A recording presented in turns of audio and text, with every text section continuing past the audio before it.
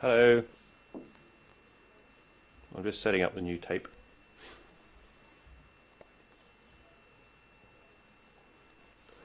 Got my copy of Viz. Oh, you're on. Okay, well, Eugene has just arrived this morning, and he's the cyclist from Centerpole who's come out to join us from Novosibirsk to Krasnoyarks, so we're sort of doing the Saiyan ring and then coming back up, and then Sasha will join us after that. So Eugene will be with us for about 3 weeks. He's brought out a bag that we've had labelled and marked for Novosibirsk, and he's brought out lots of letters, and it's really good to see sort of photographs of my family again, and just newspaper articles and from all Greg's friends and family and my family and friends, people saying happy birthday, so it's really good. And we've got lots of spares, a bit too many spares actually, so because Greg ordered some parts for my bicycle and some other parts, tools and things, from his parents, for his parents to go and get, and then I also ordered them through Gavin, so we've got 2 sets of things, so we've got a bit too much stuff, so we've got sort of 6 tubes with Presta valves and lots of jungle formula, and we've also got some bottom bracket tools and all sorts of bits and pieces, lots of food, because Yuri bought lots of food, so we've got to crack some nuts tomorrow, probably some walnuts and some hazelnuts. Got new tyres, we've got all new brake blocks and things, so we've just given Yuri all his new clothes, his shoes and his Carrymore jacket and his clean white expedition t-shirt.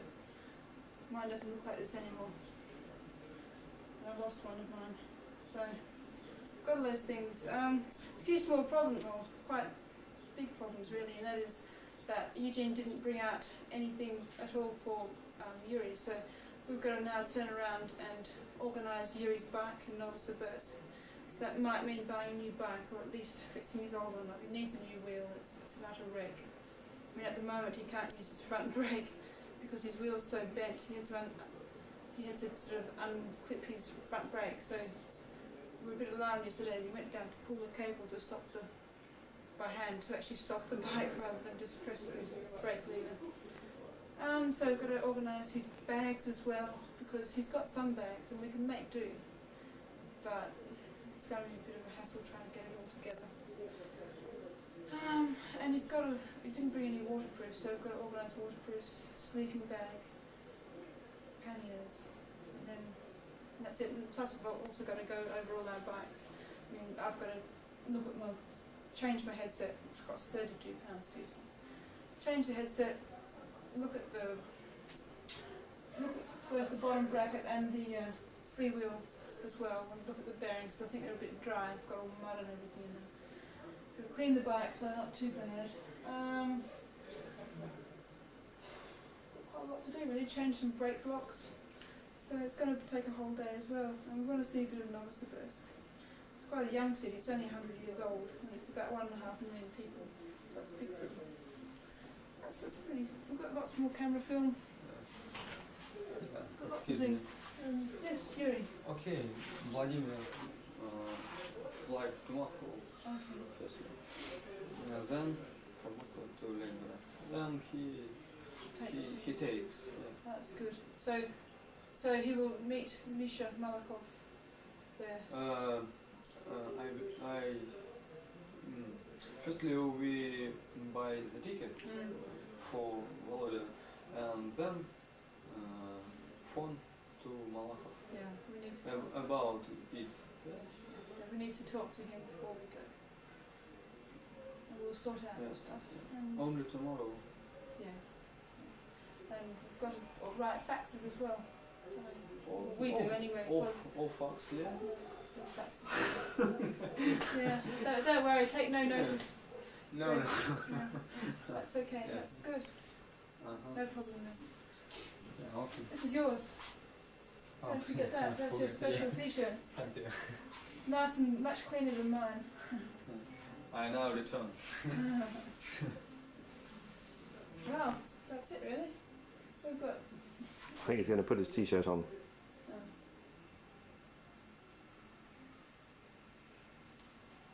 Where's all the new food and stuff? New food. This is the first bit of the new food. We've got more walnuts, which are cracked. We've got a whole stack of walnuts in here we have to crack. Ah, Oh, Ah, very here it nice. yeah, okay. Very good. Very, very good. Ah, okay. Где тут кизил? What was Yeah, it? yeah, yeah. Yeah, I am very smart. actor. What's that t-shirt? Yeah, what was that t-shirt? Golden cupolas. Попалось. Это balloon. Balloon. Oh, the We Centerpol yes, organization. I remember I saw the video with the balloons. Balloons in the hot air. Balloons festival. Yeah, yes. 1991. Я летал, I fly. Did you go up? Ага. I've been up in a balloon. Yeah. Из Суздаль, Владимир. Oh, С англичанами летал. travel by Red, balloon. как там это? Чё? С англичанами я летал. Из Суздаля в He Владимир. fly with Englishman. Englishman, ага. Yes, with English. Englishman. Englishman. Род. Englishman. That's it. Englishman. Family, род. Family. Род. Rod. No. Second name. Нет? No. Surname. Yeah, the surname. Yeah. Name and surname. Yeah. Ah, не is And surname Род. is Род. Rot. Род. Rod. Rot. Rod. I don't know. Как он, не знаю. Я не знаю таких. Там Рот, и там еще один какой-то друг был. В общем, короче. Rot. Rot. Rot and his friend. Yeah. In my home in Australia, I went out in a balloon. Австралия? Yeah. It's good. It's great. Yeah. Oh, what is it? Теперь еще надо на велосипеде. Байсикл.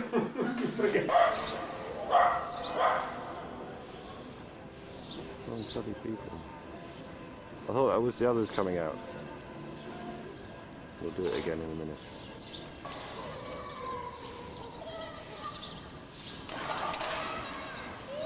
Today is Monday the 21st of June. We're just coming out of the entrance there into the block of flats where Yuri Trusov's parents live in Novosibirsk.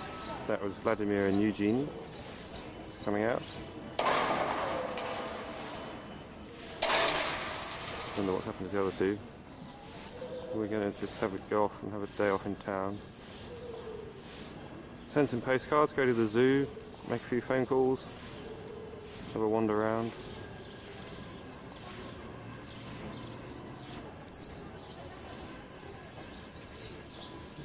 Again, you can see there's lots of blocks of flats. More play area equipment around here though than I've seen in Moscow and Leningrad.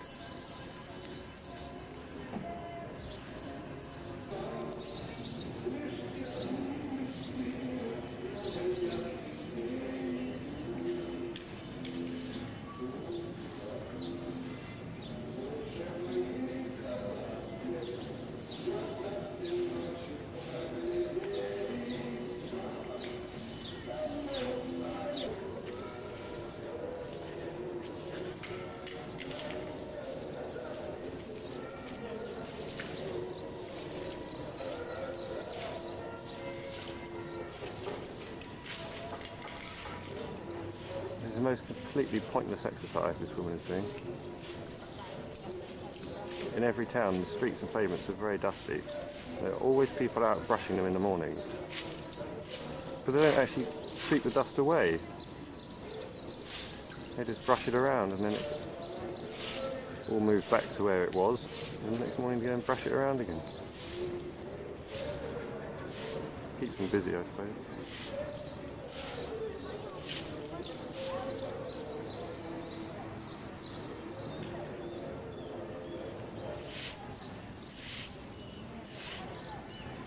They're very thorough though.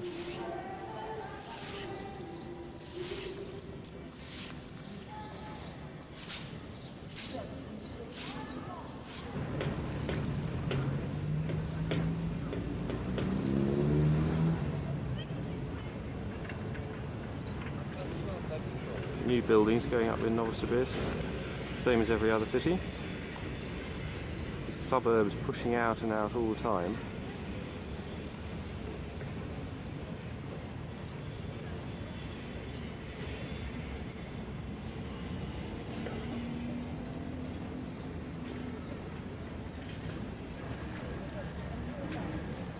Buy yourself some eggs here, off the back of the lorry.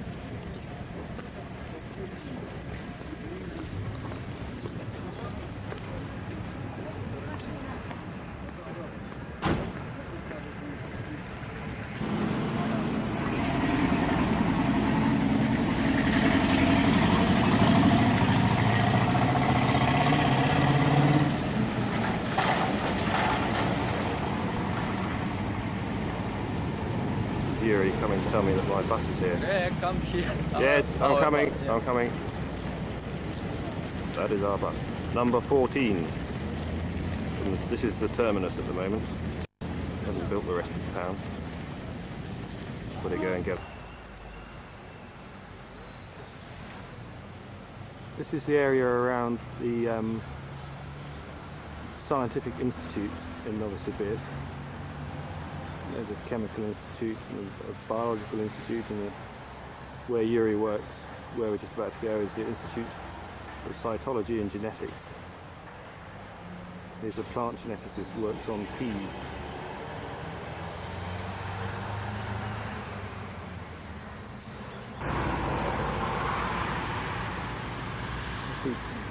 Kate's got a bit of a pain in her leg today,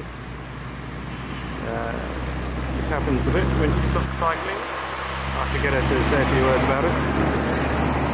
Smile, smile. They wanted me.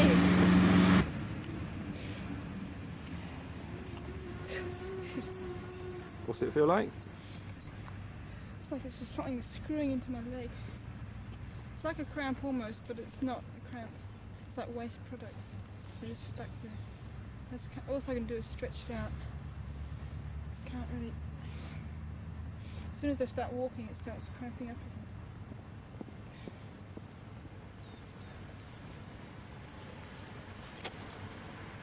again. Is it just because you stopped cycling? I think it's just cool down again.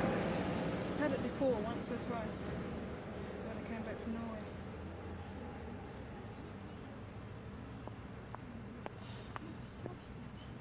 It's really, really sharp.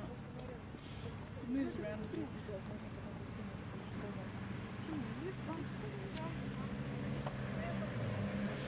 It'll go away probably the next day. Not sure, Yuri, not sure what's wrong.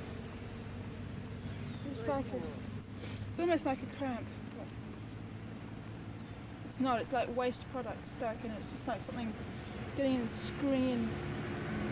It can go away. It's just, I've had it once before. Maybe sit down. Just the best thing to do is to stretch it.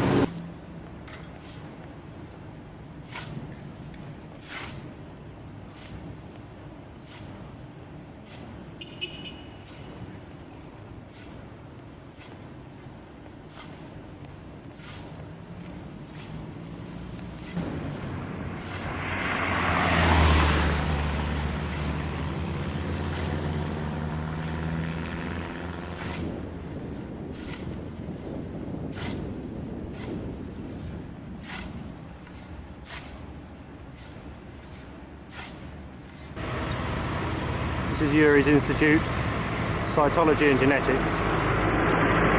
This whole area is a campus really. All the scientific institutes are collected in one area of town.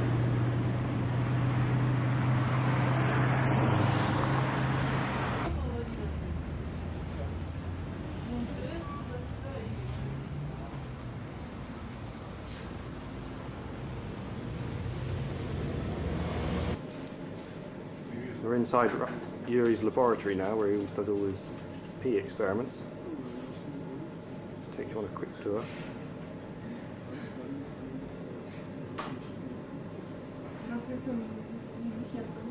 There he is.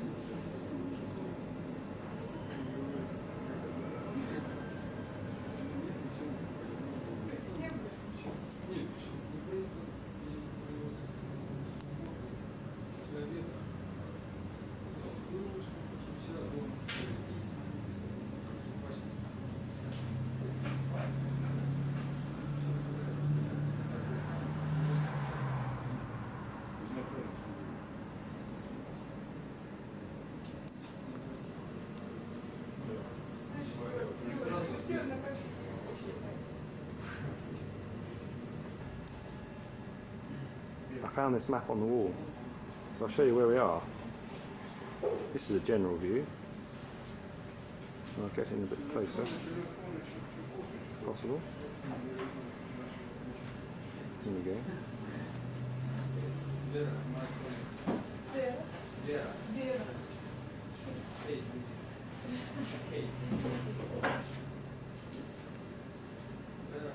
We started on the left.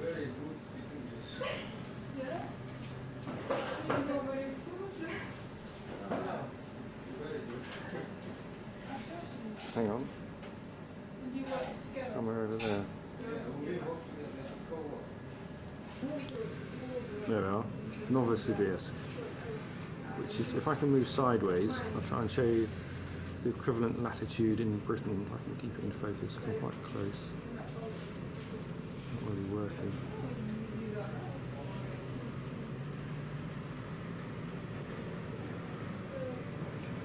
Sideways.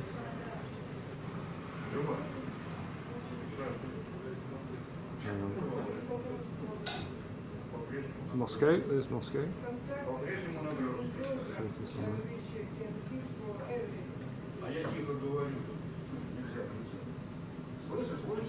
Across the top of there we go. Look at the size of it. It's tiny, isn't it? It's the whole of England. Right, that big. Come across.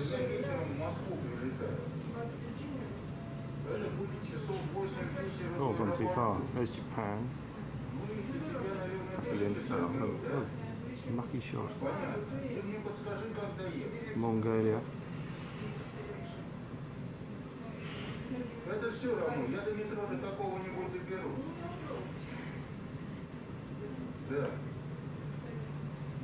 Lots of fantasy.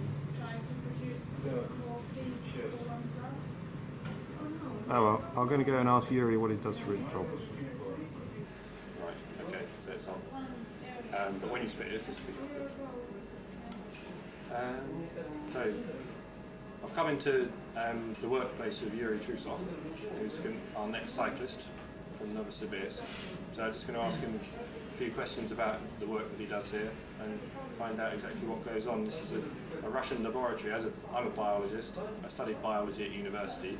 I worked as an ecologist before I came away, so it's very interesting for me to find out what Russian ideas are, what Russian science is doing at the moment. So where exactly are we at the moment, Yuri? Where are We now we are in the Institute of Cytology and Genetics in laboratory of experimental modeling the evolutionary processes. Sorry. So, and what you work on plants, don't you? Yeah. Yeah. Which plants do you work with?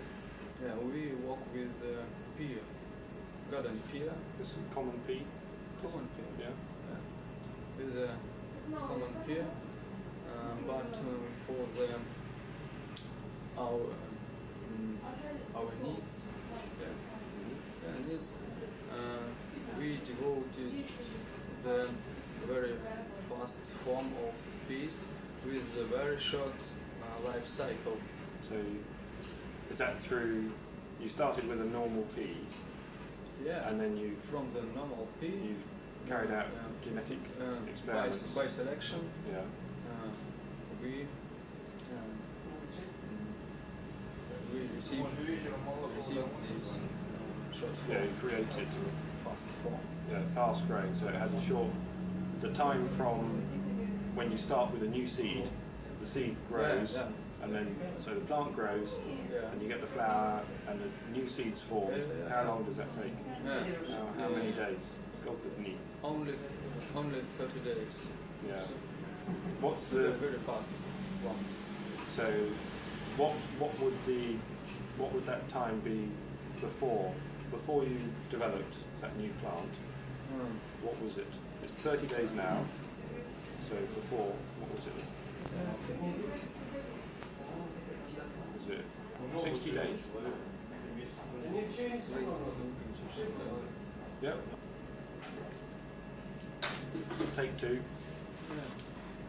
So you developed a pea with a very short life cycle, Yeah. only 30 days. What was the original life cycle before? Yeah, okay. The original life cycle from 55 days to 90 days. So that's about you got it down by as much as 2/3, from 90 down to 30. Yeah, 2/3. Yeah. Yeah. The middle was 75 days. So what do you want to do now? Yeah. What new? Are you doing new work, new research? Yeah. We proposed accelerate the selection process, and now we choose several characteristics. For example, plant the Size quantity of seeds in the pod. in each pod, In each pod. number of bees in each pod. Yeah. The size of pod. Size of the bees. Yeah. So if you'd be able to produce a bigger plant, which grows more quickly, And we try with more peas, so increasing the size of the pea crop. and we try to receive the very big plant with the big crops, with the Big peas. big peas, and it will be very interesting for farmers. Yeah. Well, you'll be able to you could have maybe 2 crops every year, Yeah, maybe. whereas before, if it took 90 days, 90 days to grow one crop of small peas, but not very many small peas, whereas now you might be able to have 2 crops of Maybe. more and bigger peas. Yeah. If the summer approximately 3 months, Yeah. Our pea Yeah. plant may give 2 crops. So you can make better use of the good weather, of the growing conditions. Yeah. Yeah. But you haven't approached the farmers yet. You will talk to the farmers in the future. Yeah. Yeah. They don't know at the moment. Yeah. Say something in Russian. Сейчас Yeah. фермер не знает. Yeah. Say it. I Знаю, не I знают. understand. Yeah,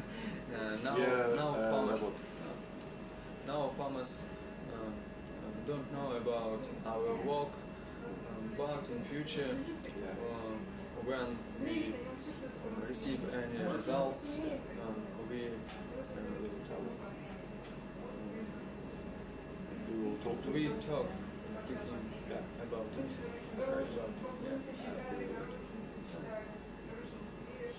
Bye. Battery's going to run out. Bye. battery's going to run out. So this is Greg Yeoman, Trans-Siberian Cycle Expedition agricultural correspondent, signing off now from the Institute of Cytology and Genetics in Novosibirsk. Имею высшее образование. Кончил радиотехнический институт. Далеко, конечно. That's a fruit salad plant. It's beautiful. It's not the one name. Monstera. Yeah. Tropical plant. But this plant. And these big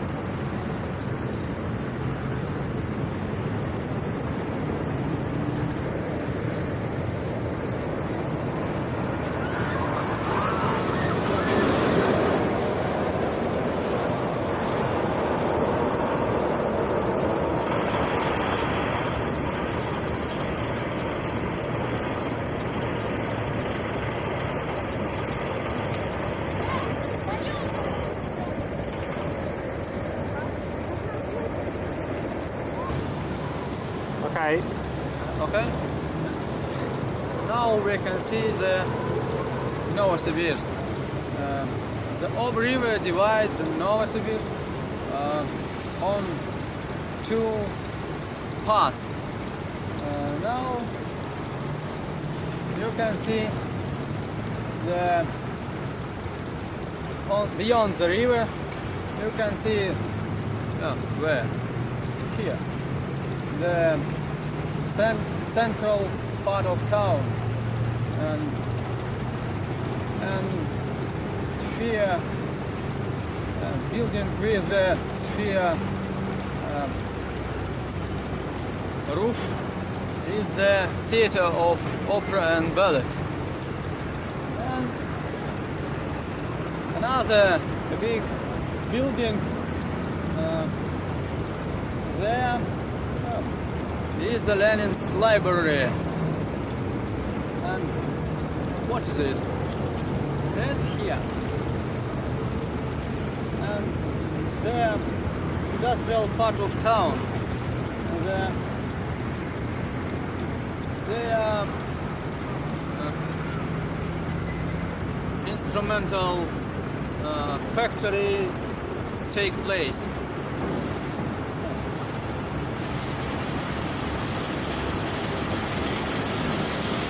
That's all. That's all.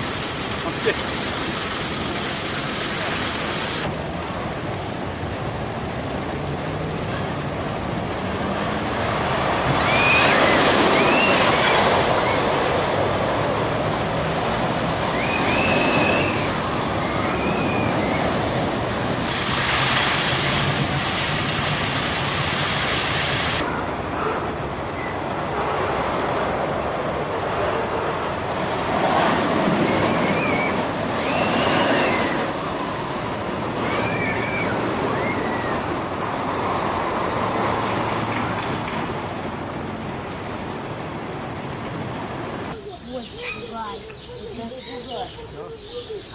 Какаду. А вон какаду. Вон говорящий. Желтый сытый. Вон, тоже лет.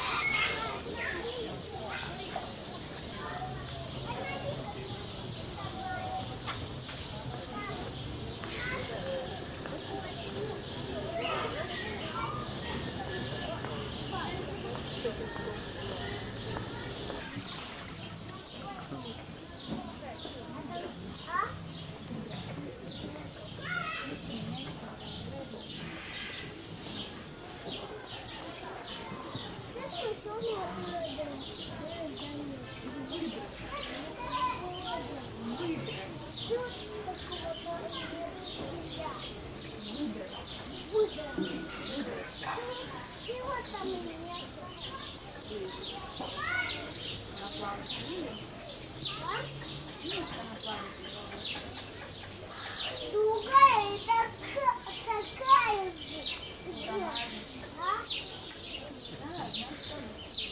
Have a communication.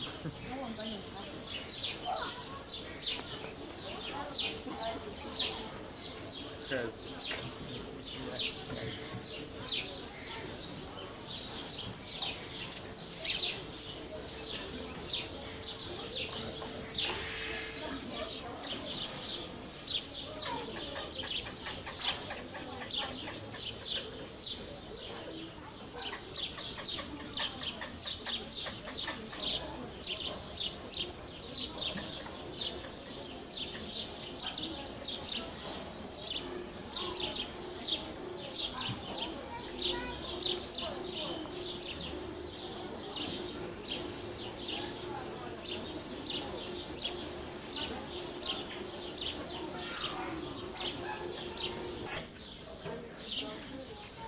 This is an ocelot.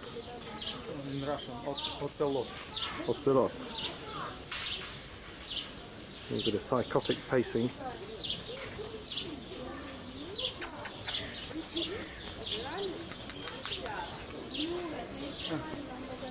Да.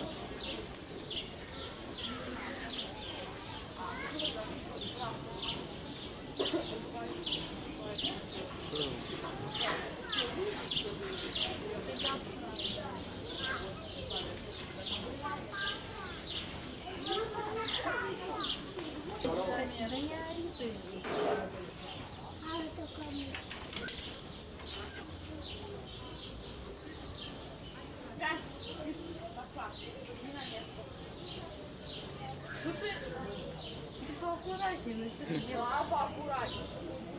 Иди на место, да. Иди, вали. Ничего не лучше, смотря Спокойно. а ты к котятам не пускаешь.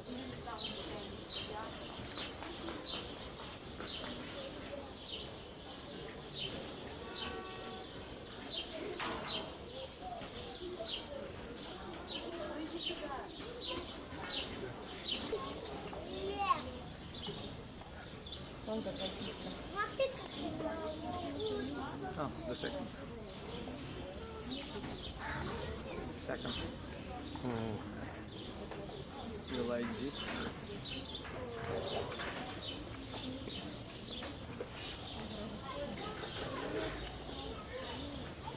This is the entire size of the lion compartment.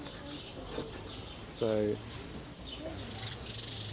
I don't know, it's what, about 4 meters square? Pretty pathetic, really.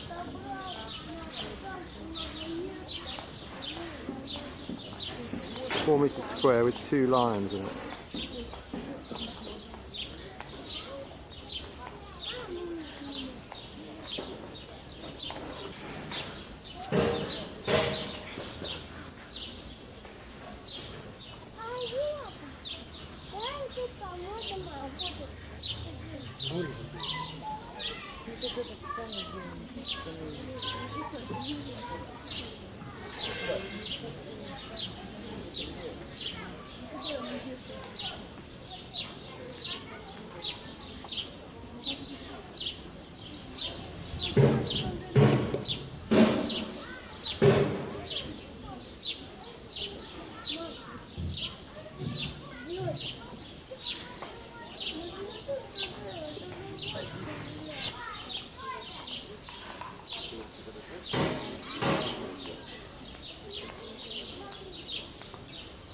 Where we're going on the last, I don't know, the last 1,000 kilometres of our bike ride.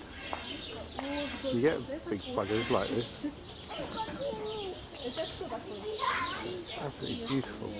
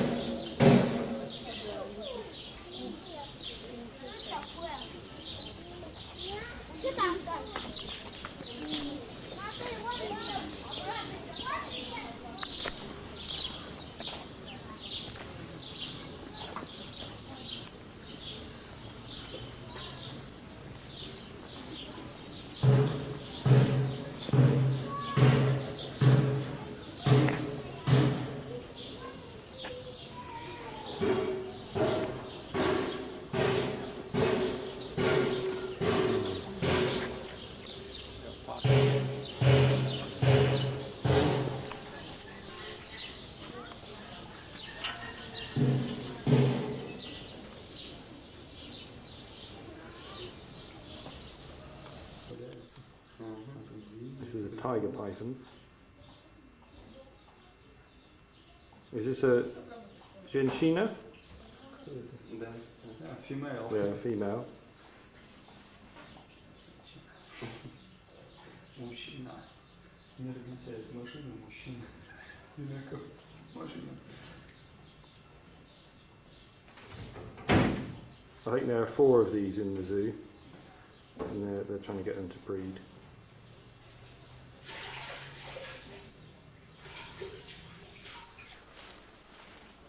This is the resident crocodile, which looks extremely bored. And one day, in fact, it was so bored that it smashed the glass. So here we are with a high-tech solution.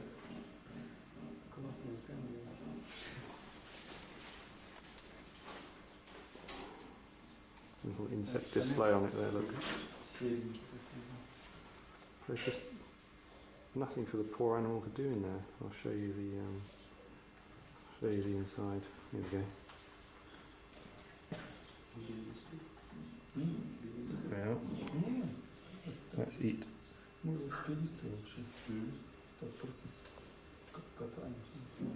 That's what an 8-foot crocodile has got to live in. I think I'd smash the glass as well.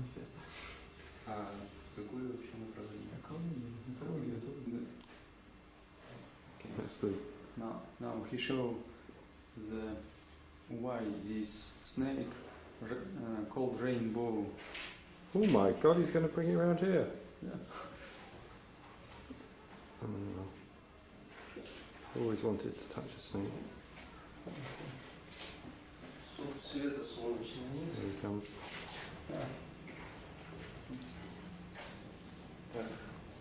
Hang on. Этого не хватит? А лампа у нас есть или что? Ты принеси его. Нет, здесь плохо видно. Rainbow. This is a rainbow snake. You can see, I suppose it's supposed to have rainbow patterns К on it. окну, наверное, лучше подойти. Можно вообще There we are. I hope you can see the colours there. That's beautiful in the sunlight.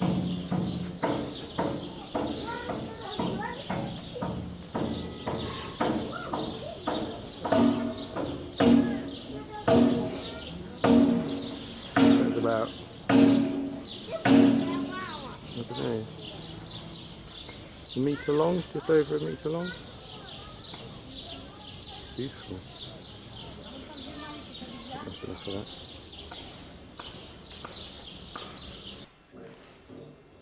These are some legless lizards found in Crimea and in the Ukraine, and apparently they're going to have some plants and some sand bunged in there tomorrow,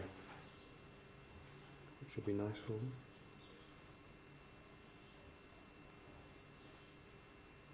They look like Cumberland sausages, don't they?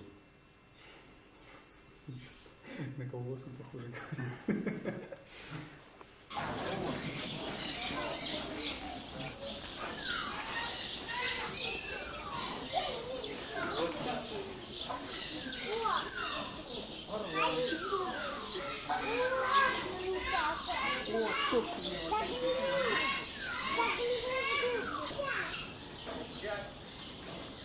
We might run into something like this after Lake Baikal.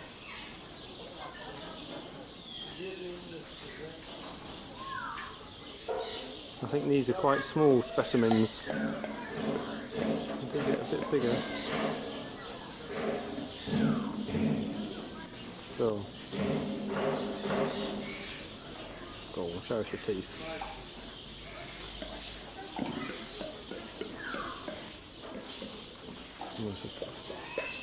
Listen out for that funny sound. This poor polar bear has to live in this tiny cage. Compared with this, the Maitland Terraces, or whatever they were called at London Zoo, were 5-star accommodation. Look at it. And there's some water in that pit. Not very much. Poor thing.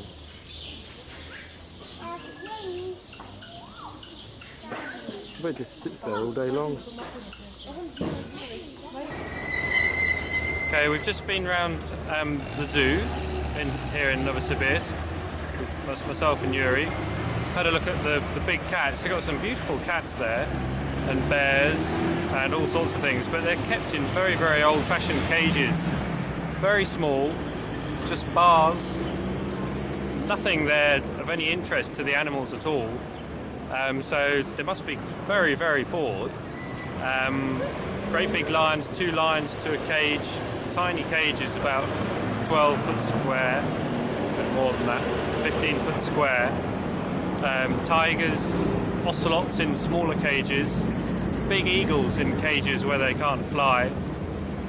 So it was interesting to see all the animals, but it was sad to see them in such bad conditions, really. And polar bear, they had a polar bear there in a tiny cage. It was terrible. But more importantly, what we've been doing is trying to find a bicycle shop in town. We're here right in the centre of town now. We went to one bicycle shop earlier on, but it turned out not to be a bicycle shop anymore. It only sells things for cars. And we've just come to the shop here in front of me, which is a big general store. It's actually shut, although Yuri said he wasn't holding out much hope for being able to find the bits that we need. Now, the bits that we need are the bits to make his bicycle roadworthy, really, and capable of carrying out the next 5 weeks of the journey with us.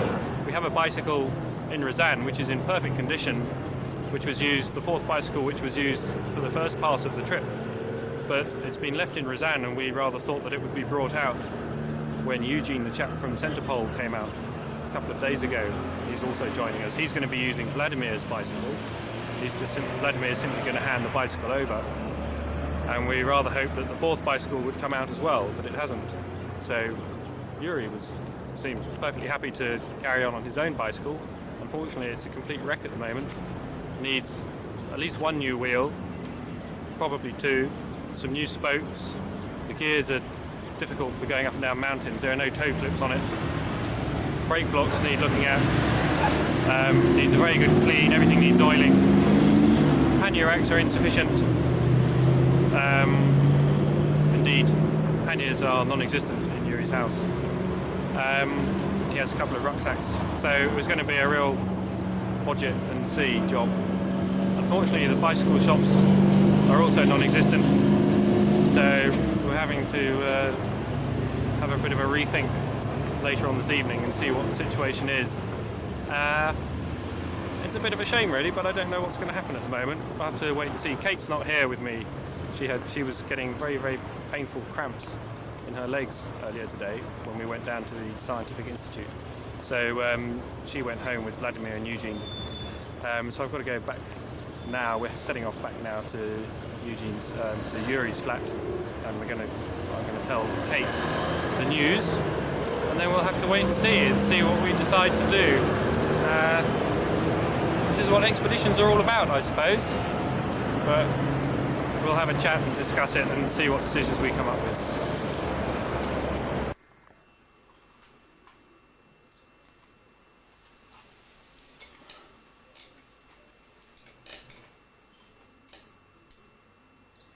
Okay, it's the 21st of June today, and sitting here in Yuri's flat, and it's the first of our candid camera sort of sessions. So what we're wanting to do is each of us is going to actually explain what we feel about the trip so far, while no one else is around, and just so that we can look back on it later and just see how we all felt.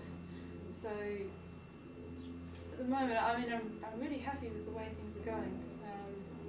In terms of, we've achieved exactly what we've wanted to achieve, and even more. I mean, we've been lucky. We've met up with the different cycle tourists who've read my original letter and so on, and we've just had so many lucky coincidences. It's really fallen into place well, and I'm really happy with that. I think we've been really going hard. 5,260 kilometres is not really messing around in 50 days. We've got to be a little bit careful not to overdo it. I think we've all had shown signs of being tired.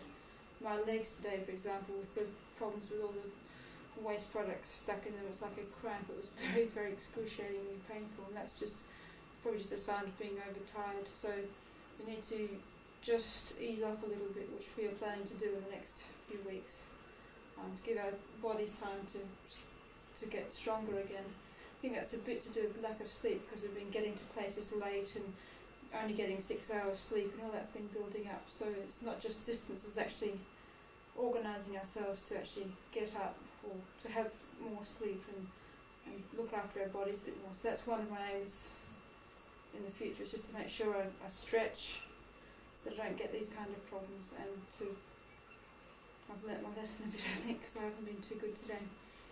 But my ribs also healing as well, so gradually it's getting better. I cracked that about 6 days ago, so I think it's getting better.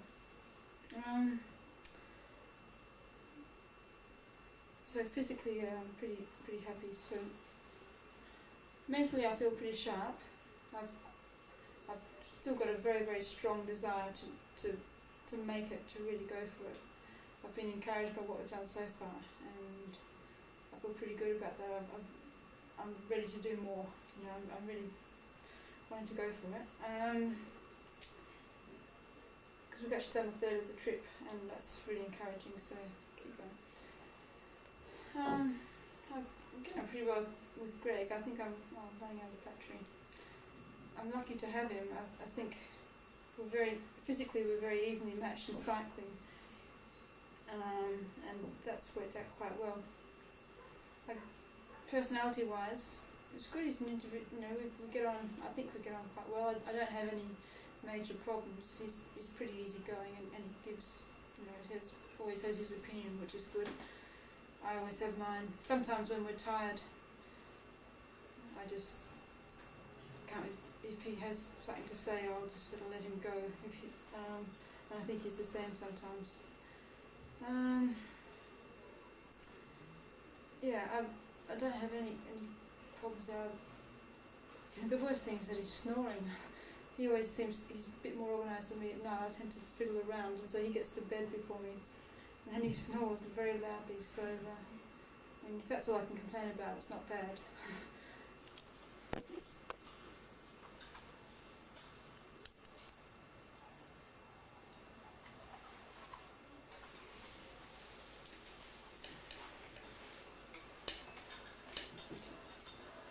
Okay, so where I was at, yeah, I'm getting on well with Greg. I think I'm pretty lucky to have him with me. I could have certainly done a lot worse.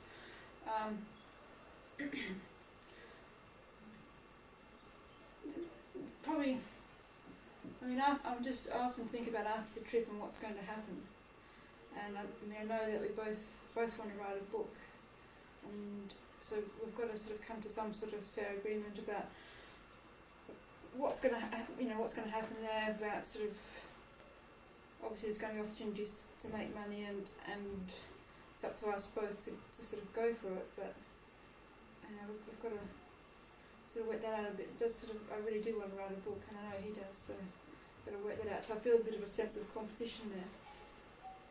Greg's better than me at Russian, which is to his credit. It's just, you know, that's good. He's worked harder at it really than I have. So sometimes when we're talking, you know, that will give him a lot more attention because he knows more Russian. That's good, but what I want to do is improve, make a bigger effort from now on to actually learn Russian. I just felt I haven't known enough to pick it up. I'm not naturally good at languages, so I've got to adopt a more positive attitude. I think now that we're with people that speak some English, I can sort of ask more questions, whereas before with Vladimir, I wasn't, you know, I didn't know anything. I didn't know how to ask the questions, so perhaps now I might get a bit further with that. So that's, I mean, you know, I think I'm very lucky to have Greg with me. Vladimir's a lot of time for him because he's totally reliable. He's done the best he can. Sometimes he's his apparent sort of lack of enthusiasm just plods along and doesn't sort of push enough sometimes. You know, when someone says no to him, he just accepts it rather than perhaps he could have pushed a bit more. You know, when the hotel, someone at the hotel says no, or I can't think of a particular time at the moment, but this was very laid back, and sometimes he has a wicked sense of humour, but often, especially at the end of the day, you're sort of tired and just get no response from him at all. So, but today when I was in pain, he was let me an arm and looked after me, and he has been looking after me. It's been really good. Just hold on a minute. I'll be about 1 minute. Okay? Oh no. Okay. So yeah, his experience has been really valuable, and I appreciate, for example, when we changed money, he's been very cautious not to show the fact that we've got loads of US dollars on us, so he'll do some discussions and then we'll walk away and then we'll make a decision and then he'll come back rather than us pulling out, $30 US or something. And so he's kept us out of danger very, very well, I think. Yeah, he's been great. But also I think it's time, I'm glad he's only come with us for this amount of time, because I think we need to change cyclists and get a sort of fresh face. And I think Eugene seems to be very enthusiastic at the moment. He's here with us for 3 weeks. Yuri's great if he can get his bike together, but I'm not sure whether he can at the moment. I'm very happy with the way Centerpol felt look after us, and now they've been sending information out to all our contacts and so on, and I think that's been great. We were obviously looked after in Rizan, and same with the British Healthcare Consortium in Ekaterinburg. We were looked after very, very well. We've been lucky. So I think we've got someone we can rely on, and that's very comforting.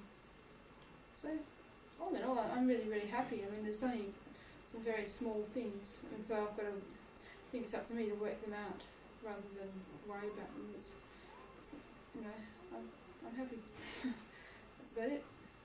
We'll get Vladimir on the job now, and then we'll have to have someone to translate that. So, до свидания.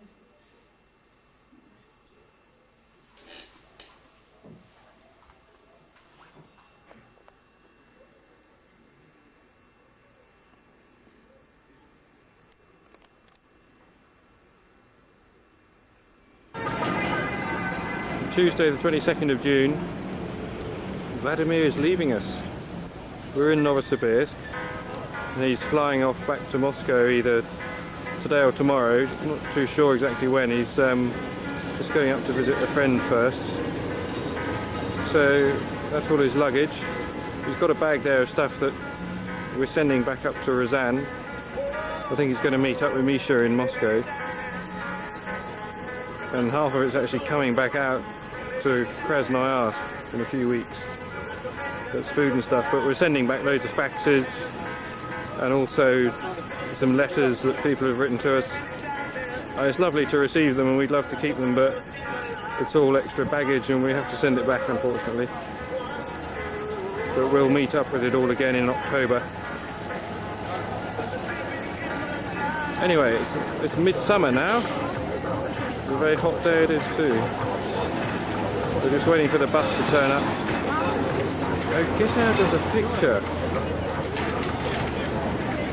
Just waiting for the bus to turn up.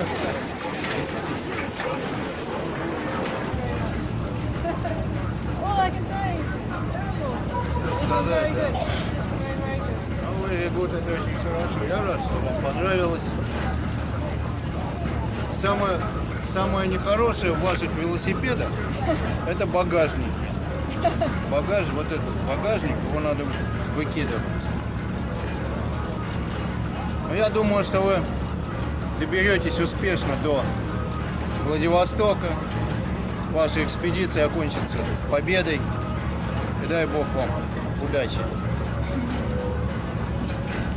Ноги не будут болеть. Okay, it's sort of actually. Попа не будет болеть. Yeah, my bum's feeling alright, thanks. Попа хорошо. Хорошо это когда так, а когда... Bum, ribs, legs. Backside, спина. football, Нет, спина. spinner, Да. spinner, Spine, your back. back. Spine. Oh, spinner. That's okay. No problem. Не, у Грега. Okay. Yeah, my back's all right. It's okay. Spina хорошо. Хорошо?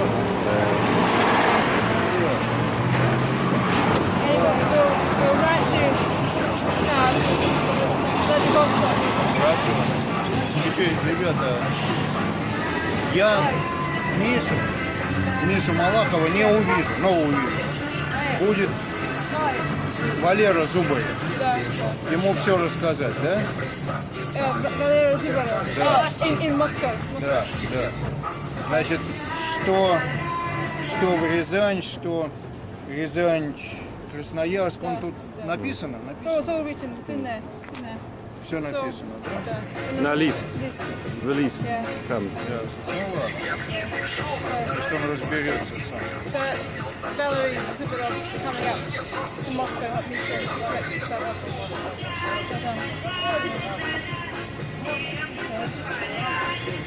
Oh, say goodbye, I guess.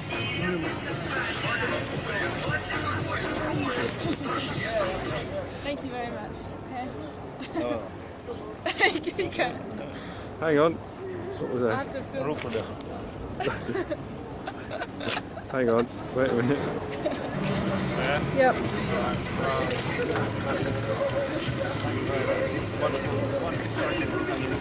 Приезжай еще. Поедем. Поедем потом по стране. Не вот так, а вот так. Поедем. Ah, второй. Да, Второй. экспедиция. Да, вот так. Yeah. О, Yeah, yeah. See the countryside more. да. Yeah. It's boring going. Saying it's boring Yeah. going from here to here in a straight line. You've got to go. You've got to wiggle around, and spend more time, and see more of the countryside. Грег, ты должен понимать, претензии ко мне есть? Претензии, ну, Are you speaking? я говорю по-русски. I don't know if he's speaking Russian or English. Не взяли дикционер. Да. Нет. Да. Упреки. Недовольство.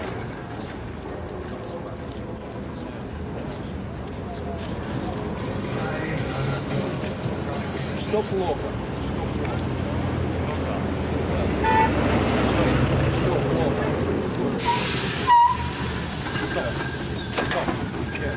Плохо. Нехорошо. Нехорошо.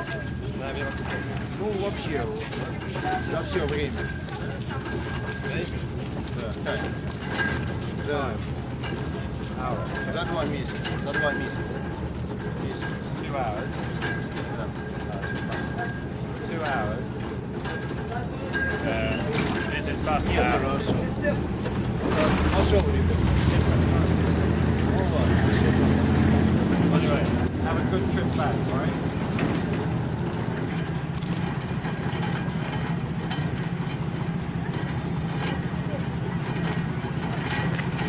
Can't see where it's gone. There we go, somewhere in there. Just try the door. Bye.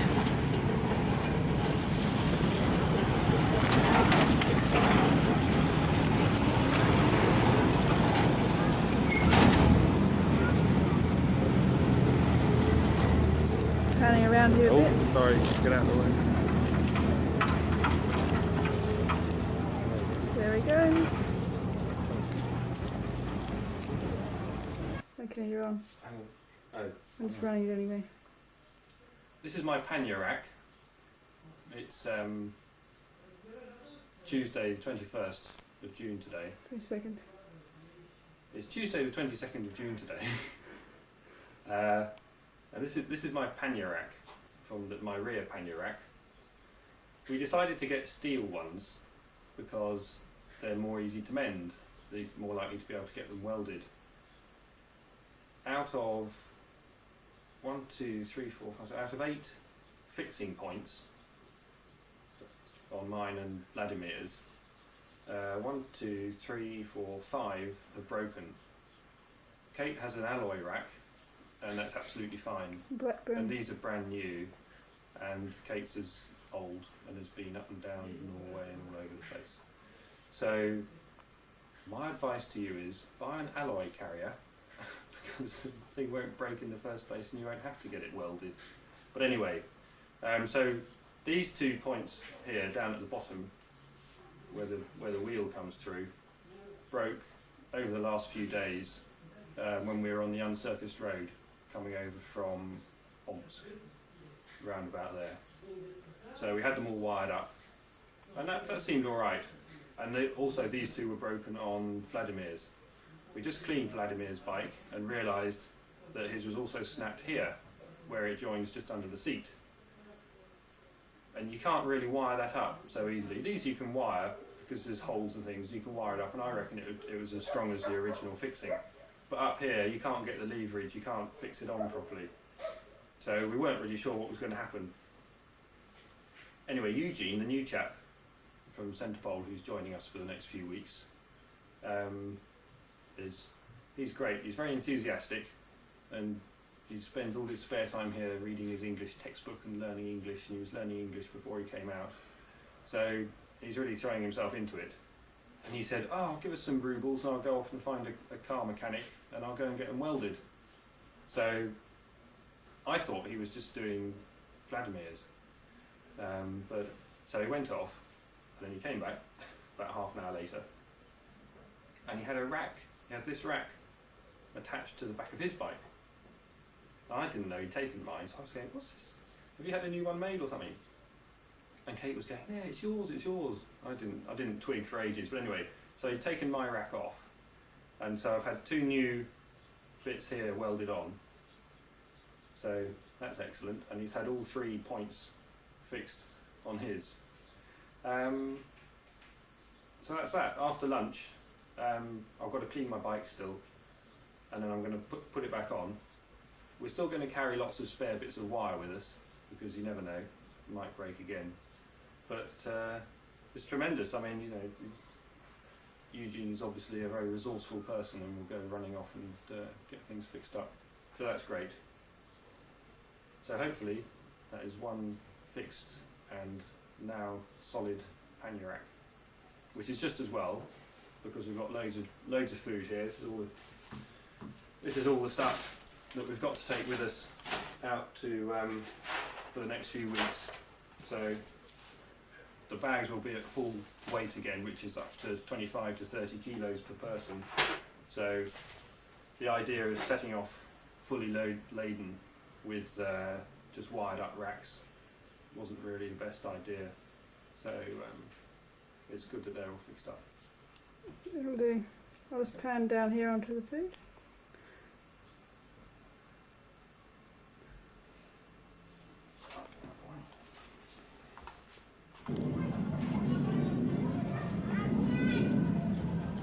It's Tuesday evening, the 22nd of June, cleaning the bikes.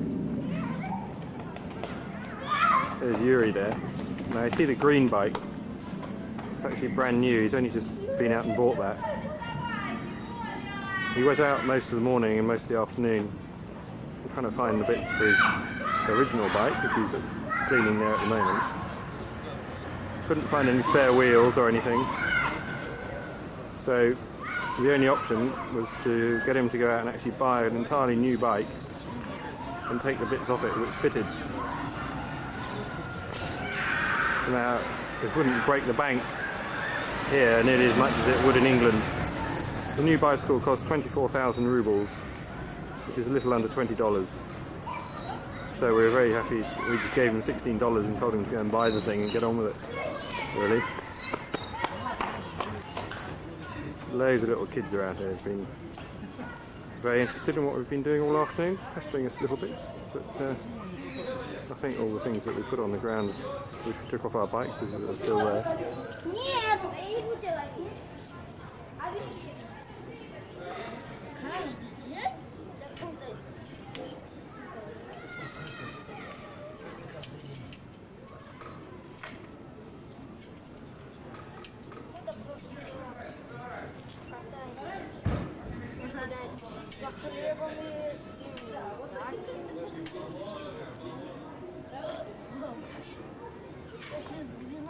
А он на батарейках, да? Да. На батарейках?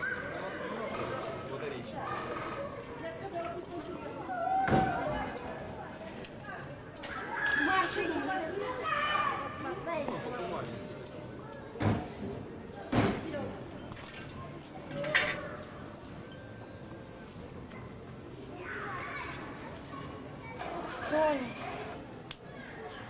So how do you like your new bicycle? Do you like your new bicycle? Lubisz nowy velosiped, Yuri? This bicycle is bad, but he has the equal wheel as on my old bicycle, and so I take the wheel from it and put wheel to my old bicycle. Yeah, okay. Must you change anything else? Again, I believe that the rag may change the rag and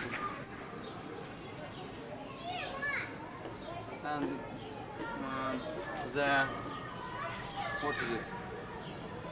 Spokes. Spawns, and take the spawns as a supply. Yeah. Spares. Spares. Supplies. Yeah. Yeah.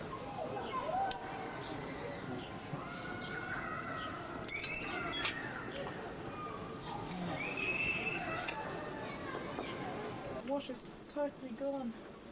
This is the next bit of bicycle mechanics. Yeah. Kate's fixing her headset. Yeah. I'll just get this bit of washing out of the way. I had to botch it up with taping. Oh, no. Hang on. Right, let's start that again. This is the next bit of bicycle mechanics.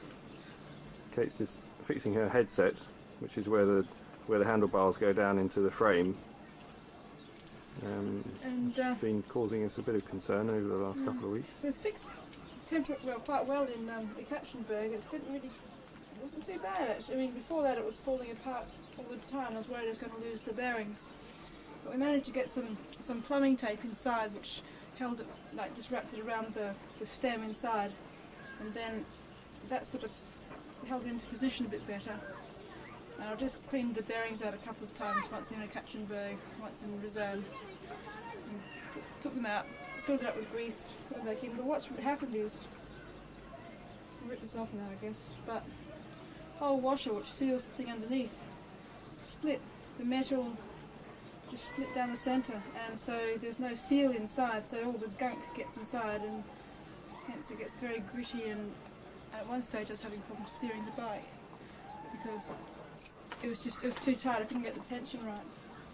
But we got my friend in London, Gavin Robertson, to go to my bike shop and get some parts, and then gave them to Misha when he was over in London, and we've just received them. So I've never done this before. It's going to be a lot of fun, but I've got to pull the whole headset apart, which means actually undoing all these cables, such as the brake cables and the computer cable. Undo all those things, pull them apart, and try and get this new headset together. So it's going to take a bit of time. I could get a bit frustrated. So it's going to take it very slowly. I've got newspapers underneath to catch all the bearings as they fall. There's 24 bearings in each.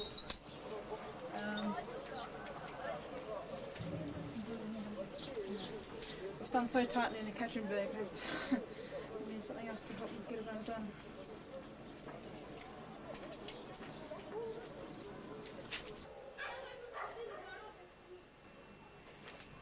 Okay, I've got to do my report for the first 6-7 weeks of the trip. Got the map here so I can remember where we've been. So I'll talk about a few different things. First of all, just the people that have been with us on the trip.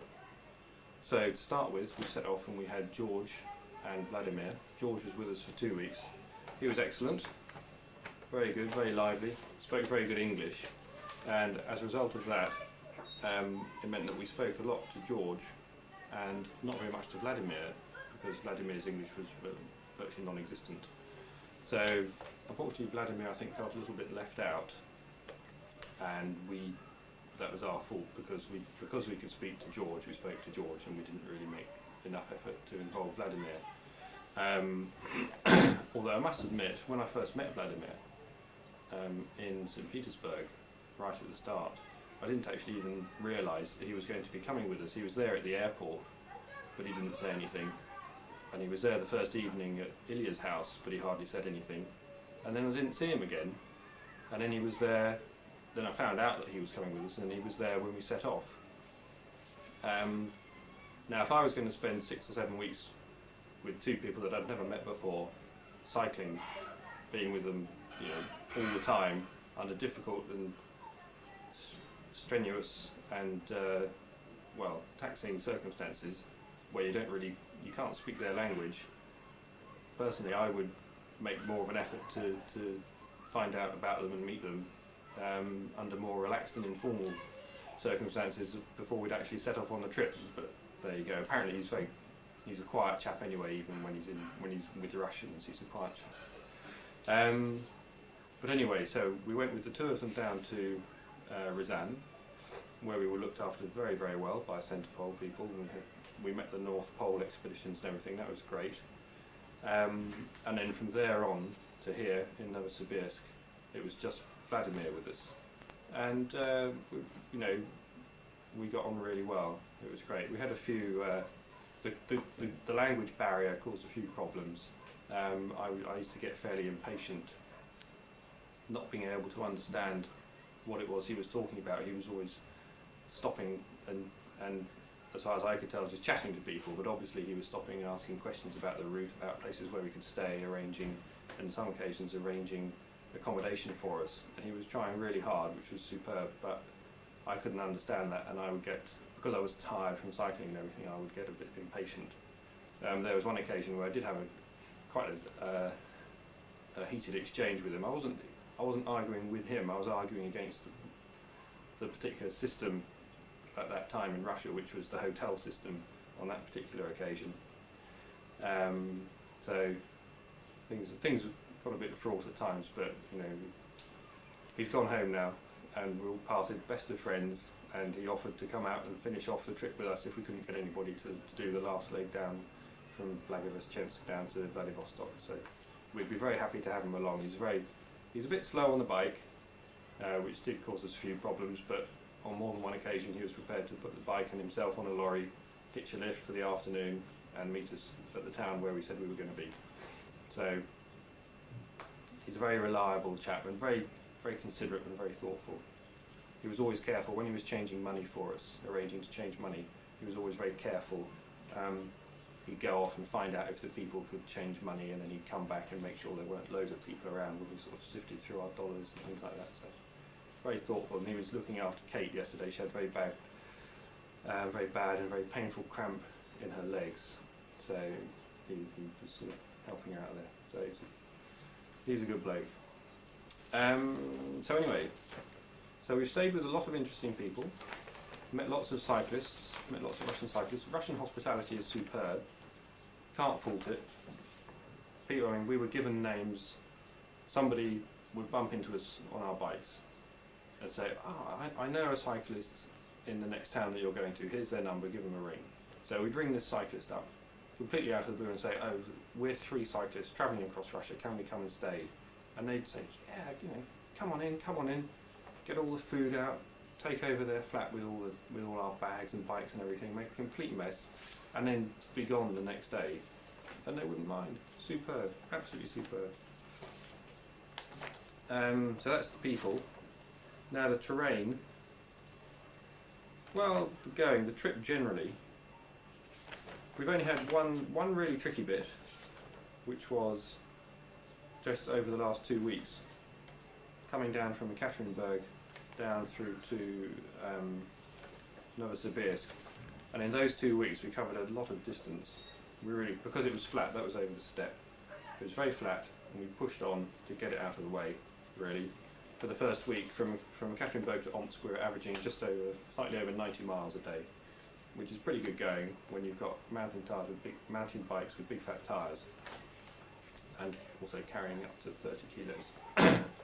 So we were pretty tired, and we were very tired by the time we reached Novosibirsk, because the average daily mileage came down, but we were still pushing on, and the roads were terrible, unsurfaced, for two and a half of the 5 days, five and a half days. The roads were unsurfaced. We started braking. I broke my pannier rack twice. I broke a spoke. The other half of Vladimir's pannier rack broke. Kate fell off 4 times in one morning. Kept landing like this with her arm under her ribs, so she may have cracked a rib. Disaster, like 3 days, but it's a real expedition. I was quite excited then. I thought, this is actually an expedition now, whereas before it was just something, it was just going out for a day's ride every day, although it was day after day. It was just a day's ride on decent roads, no problem really. You just keep rolling along. The fact that you do 7.5 or 8 hours a day obviously makes it harder, but you're just on decent roads and really no problem. So that was a real sort of expedition. The Russians coming on slowly. Haven't known very much. We got to the stage with Vladimir where we wouldn't actually say very much. We'd know what each of us meant, and we just sort of developed a bit of a sign language. Stop chatting and get on your bike. No, that's a joke. We developed a bit of a sign language, so we weren't actually talking very much, and he's very quiet. So we thought actually that would be the best opportunity to learn Russian would be with Vladimir, because he speaks hardly any English, we speak hardly any Russian, so we'd have to learn. But I think now we've got Eugene and Yuri, who speak pretty good English, so they can actually explain what the Russian phrases are that we're trying to say. Or if they say something, we can ask them exactly what it is that they've just said, so we'll pick it up. I think we'll learn more over the next few weeks with them. And then also Sasha speaks very good English, so it'll be difficult to stop him speaking English, but we'll do our best. So hopefully, I think over the next few months the Russian should come on. That's it really. Personally, my views of the trip personally, it's going really well. I saw a map.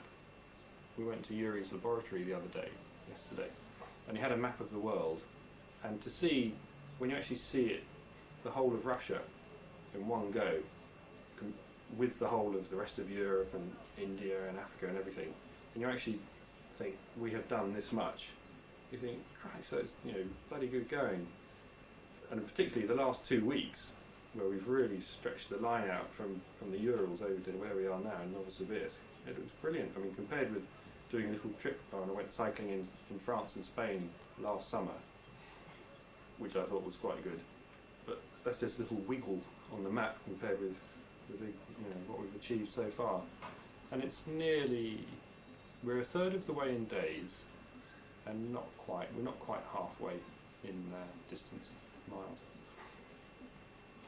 It's going really well. We're getting on okay. What do I think of Kate? Oh, we got on okay. She's an excellent cyclist, very fit. Never any problems about her, and I'm usually behind her. She goes off ahead. But she's got easier tyres on tarmac. That's my excuse. She's got road tyres for her mountain bike at the moment, and I've got off-road tyres, so it makes it harder work for me. But, that's my excuse. But we get on fine. I get fed up a couple of times and a bit slow. I think I'm just generally a bit impatient these days.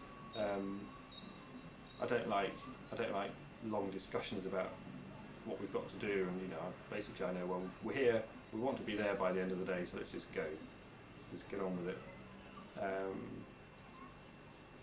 Stopping to, I don't know, I mean I stop to take videos and things like that, but we have to take lots of pictures and things, but it gets on my nerves a bit sometimes. It's a bit slow taking pictures, changing lenses, but no doubt, I don't know what she said to the camera earlier on, but no doubt I get on her. I snore.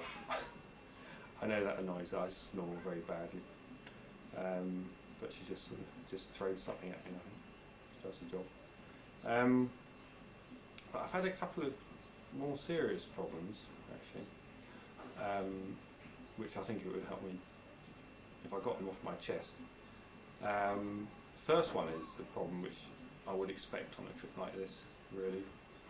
And basically it's in my shorts.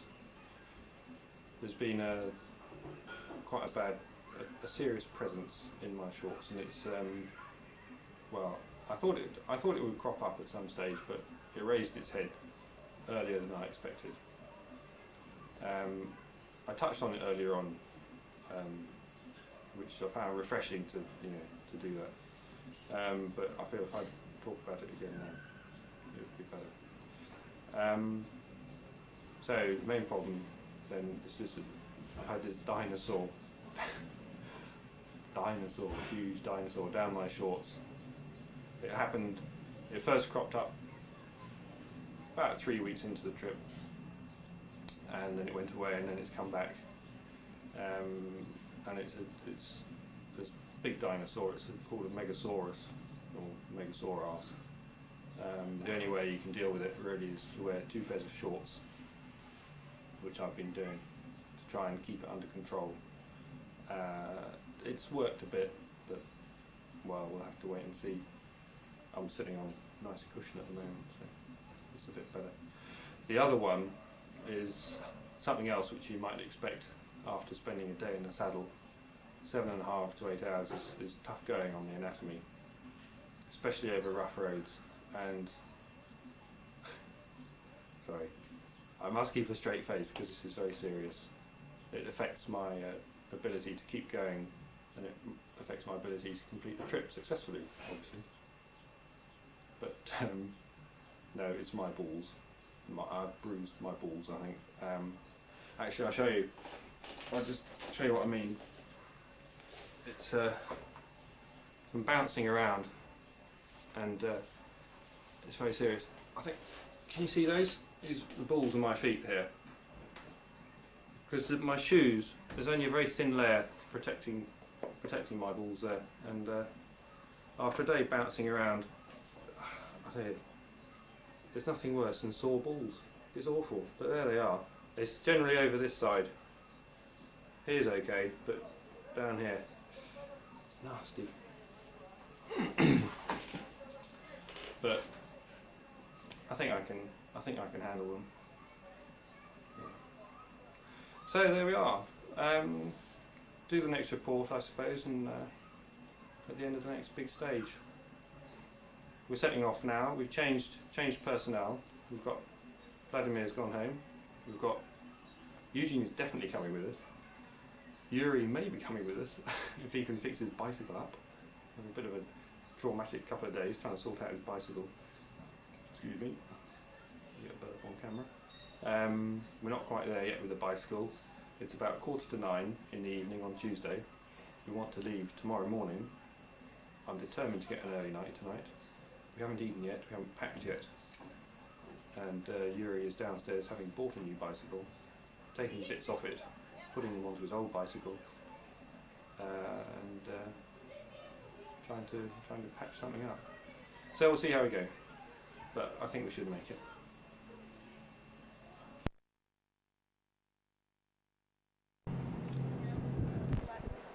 Here we are, Wednesday the 23rd of June, just done 60 miles out of Novosibirsk, with Yuri there on the left and Eugene on the right. It's their first day with us cycling.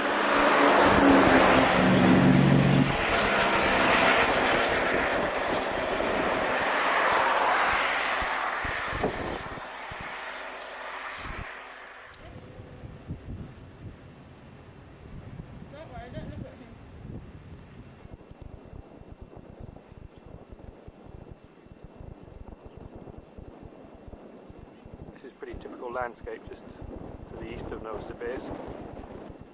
It's got gently hilly again, rolling hills, slightly up and down. very abrupt change from just west of Novosibirsk when it was dead flat. Flat and swampy really. Here it's up and down.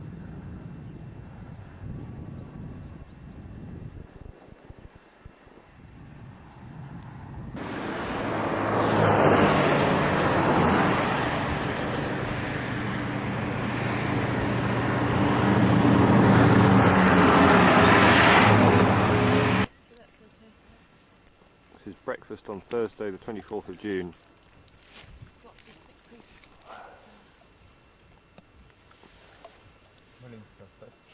The mosquitoes here are terrible.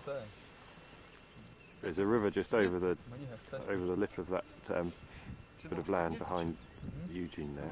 It's a nightmare.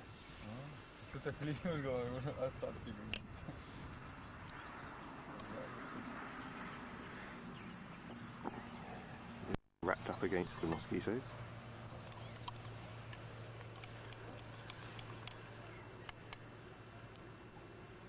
Just had porridge.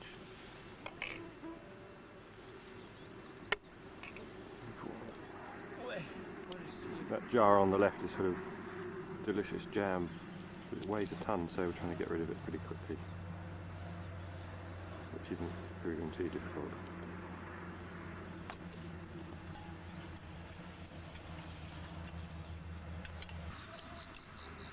Yuri, how was your first day on the bike?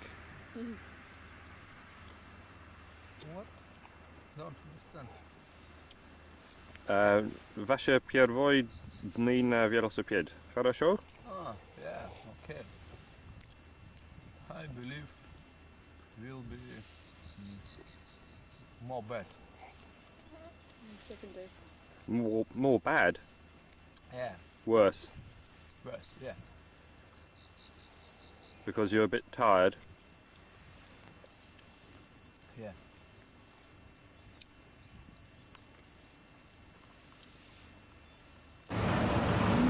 Thursday the 24th of June, the town of Yuri. We've just had lunch in the Stolovia on the right there, and now we're just going to go off up to the shop there in the distance, stock up. You can see all this seed floating around, it's incredible. It was in Novosibirsk as well. There's loads of it, it's just filling the air. Yuri says it's from the poplar trees, of which there are many. It's like snowdrift, it's amazing. But this combined with a similar drift of butterflies yesterday, it's incredible. We've hit obviously the peak time for the population of these white butterflies that you get.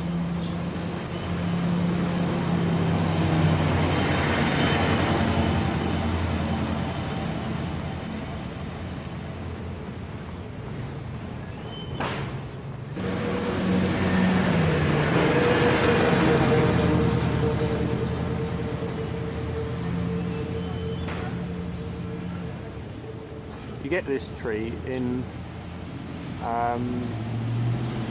Woburn Abbey near Milton Keynes in the estate.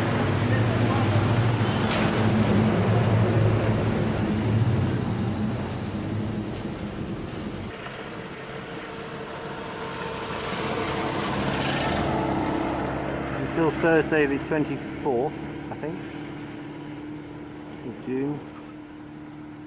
Just coming up out of town after lunch.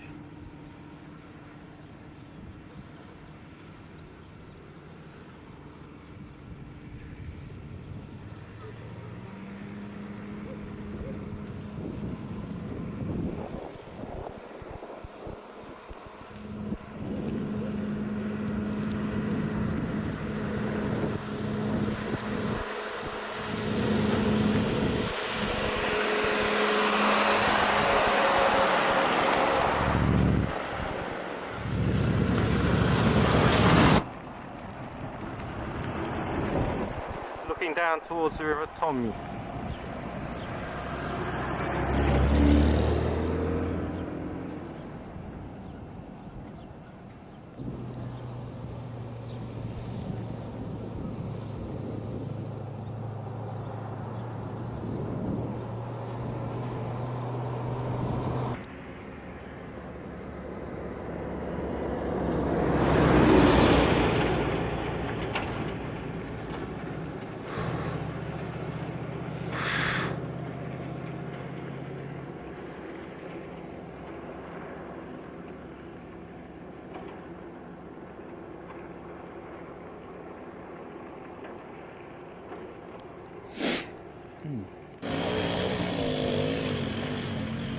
Thursday, 24th of June. Just pitched camp rather, just outside the village of Novo Romanova. Had a very good day today. Done about 75 miles, and we've stopped nice and early. It's amazing. It's not even 6 o'clock, or it's only just 6 o'clock. We've managed to stop and get the tents up. Quite efficient today. There goes Eugene, off for a swim in the river, in the River Tomy.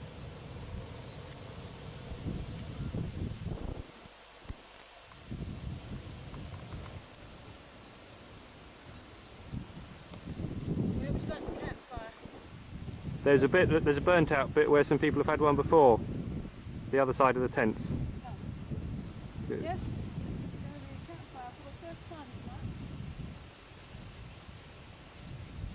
We'll need some small stuff as well.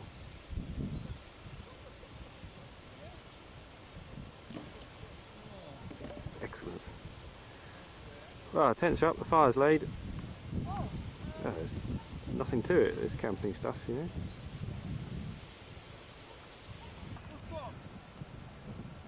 Большой пустой рюкзак. Ага, вот там. Да, блин. Пустой. На дне.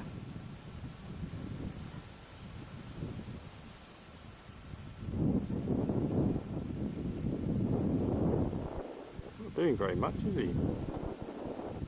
Очень плохое дно. That's not proper swimming.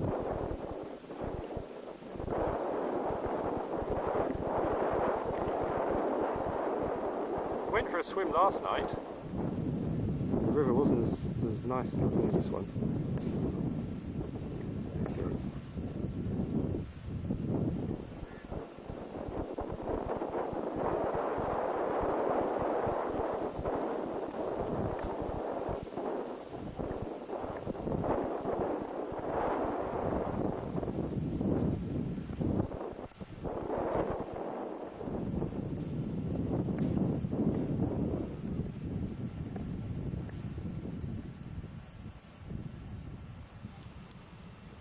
This is the view from my front door tonight,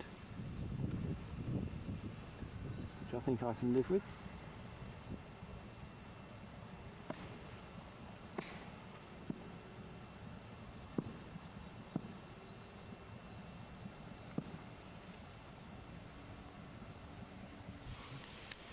It won't last long actually, that wood. It's very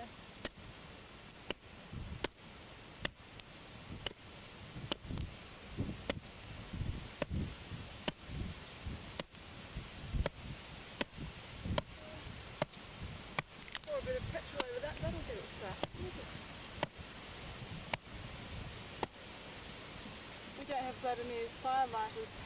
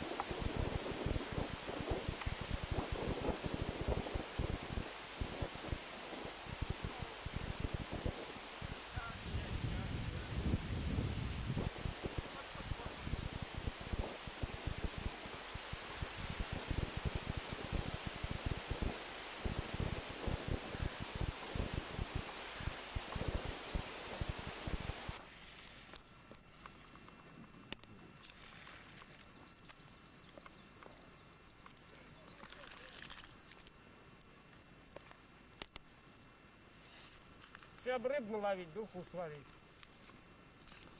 Правильно? Ну а кто ж тебе не дает ловить?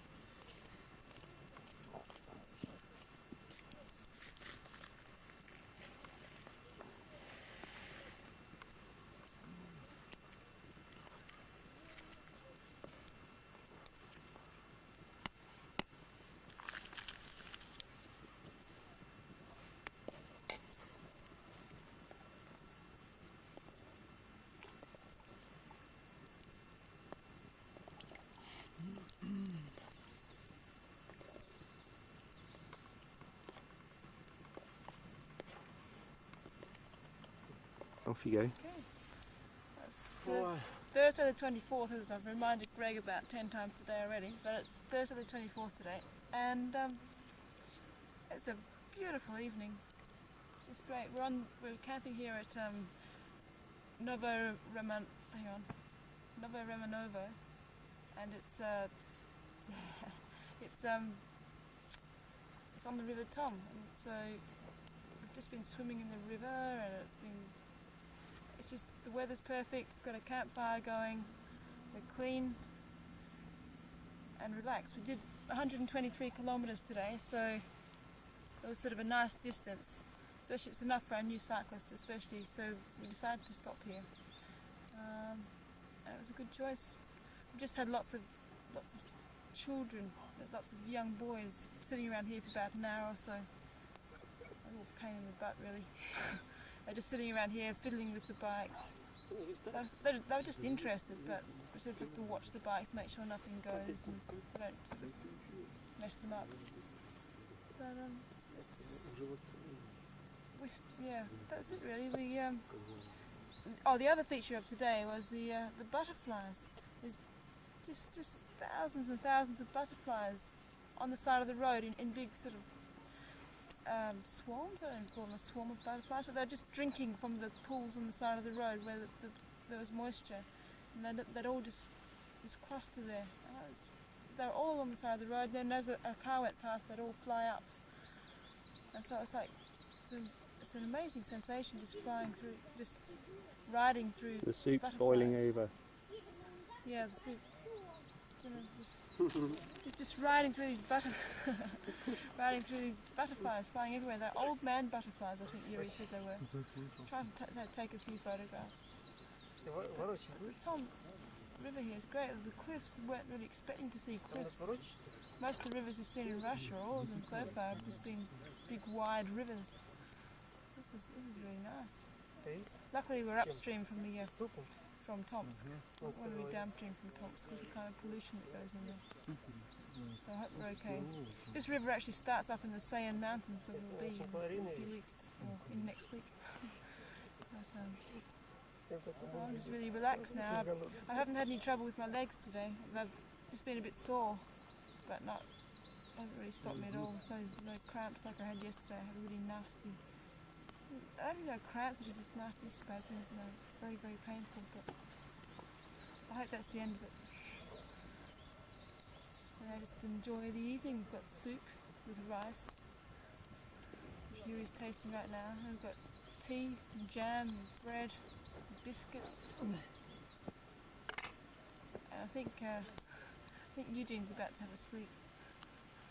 A few minutes ago, he's a climber, and he climbed up the trees, up into the pine tree up there, just over there, and knocked down a whole lot of branches.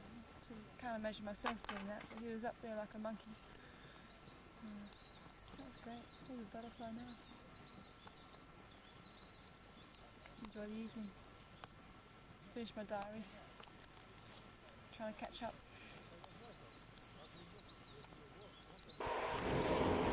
Friday the 25th of June. In the distance there you can see Kemerovo.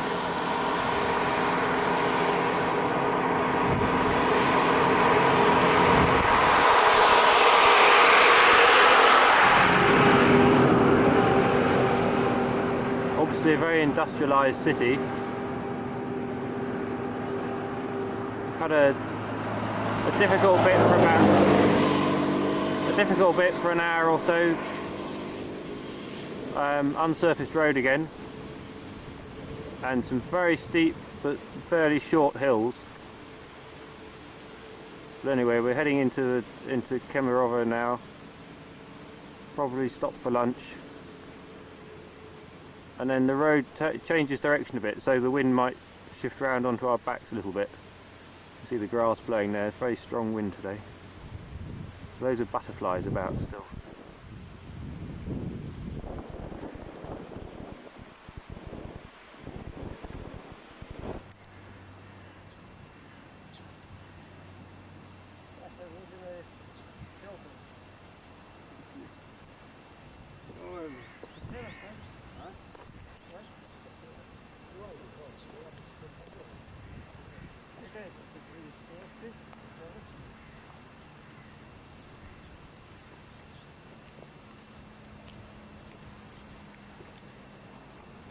over on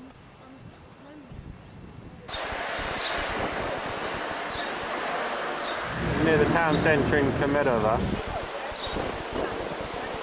where we had lunch in there on the left. Yuri's just checking the directions for finding the road out towards Krasnoyarks.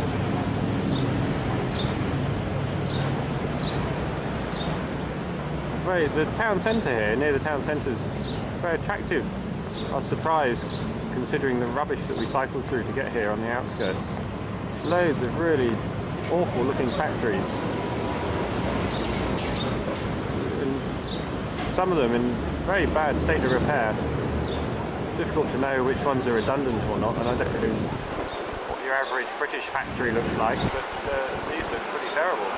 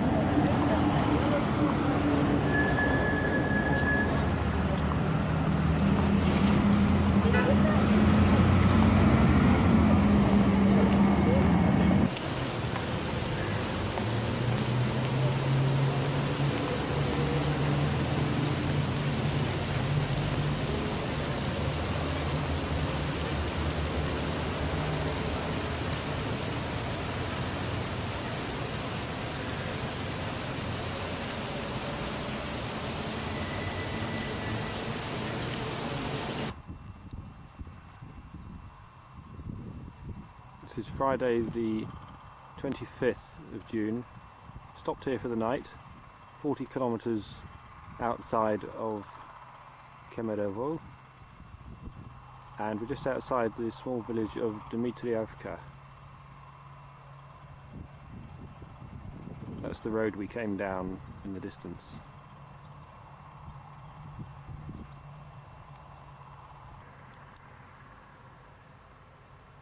Camping in this beautiful meadow is very interesting from a naturalist point of view, but unfortunately that interest makes it not such a good campsite because loads of insects and bugs and things, so it's great having a rummage around, having a look at everything, but when it comes to actually sleeping here I'm not so sure.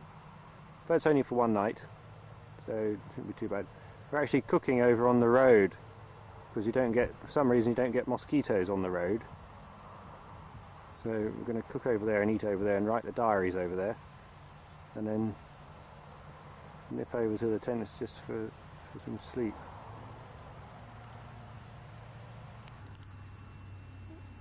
The meadows here are absolutely beautiful. So many different types of plant. I think this is yellow archangel. I think it is. I might be wrong. There's something yellow in the nettle family anyway, in the labiote family. Loads of buttercups all around, as you can see. For a country which is supposedly ravaged by pollution and environmental disasters, I think the countryside looks pretty good. I haven't seen too many roadside verges in England that have shown the same diversity of plants and numbers of different species as I've seen here while I've been cycling along. Maybe they're all just mutant species.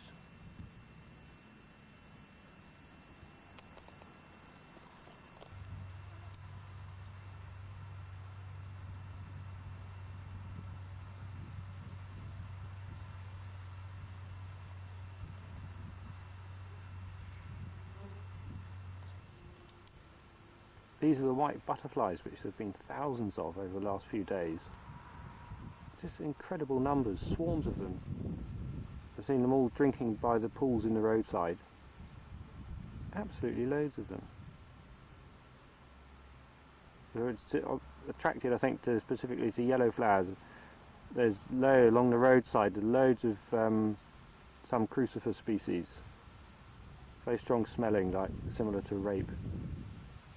And I think they're attracted to that. But there's absolutely hundreds of them.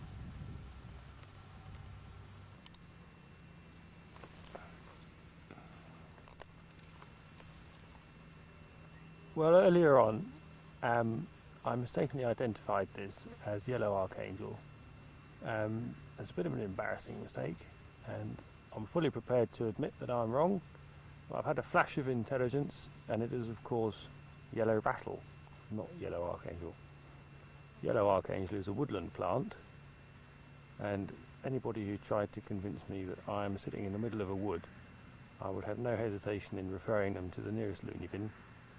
I'm in the middle of a huge meadow. So it's yellow rattle, I think. But it's not yellow archangel. So there we go. There was a big bumblebee on it earlier on, but it flew away when I turned the camera on.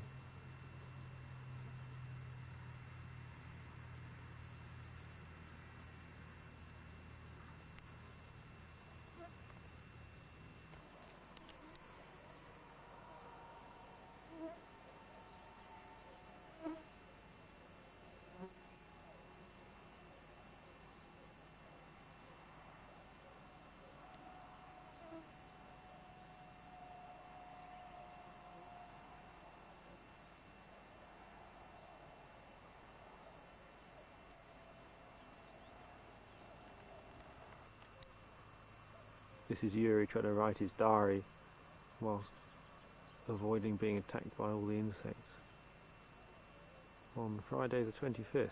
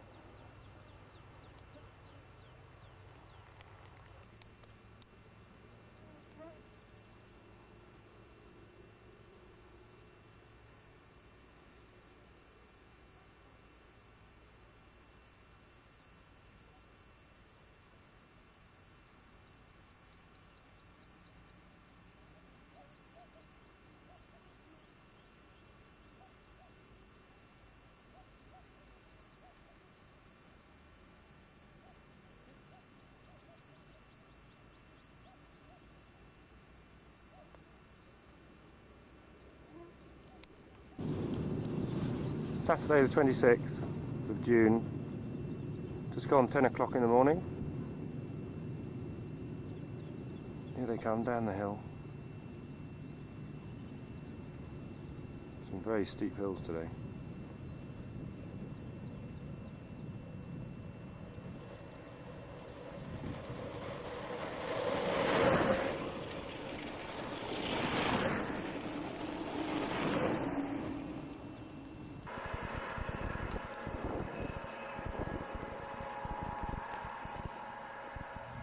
Still Saturday the 26th of June, 40 kilometres outside a small town called Krasnoyarks, where we had lunch. Beautiful fresh loaf of bread, hot from the oven. Preferential treatment, ushered straight to the front of the queue in the baker's. Fresh loaf of bread, lasted about 2 minutes. and we've got 35 kilometres to go until the town where we're going to stop tonight. Whose name I've forgotten. This is just typical scenery. It's flattened out a bit this afternoon. This morning was very hilly, steep climbs and descents. It's flattened out a bit now, and the forest has been cleared back a bit more agricultural land. Here we are, we're just having a tea break for a bit.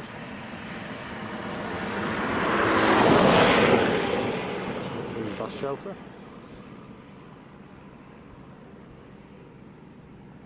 Like? Like? Yeah. Что такое like? Так можно найти? Eugene's relaxing. Done about 100. Making coffee now. Расслабляюсь. Just in a bus shelter here. 35 kilometres to go today. About 95. It's a climber, you see. He seems to like reclining in unusual positions.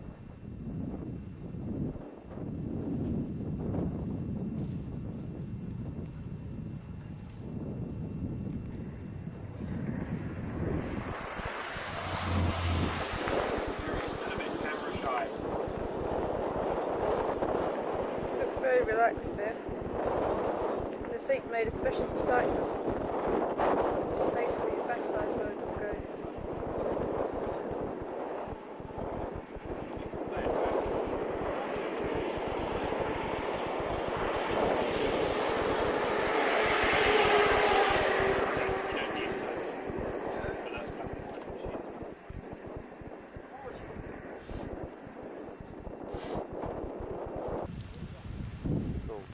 Turn it off properly. Here we are, wild lilies.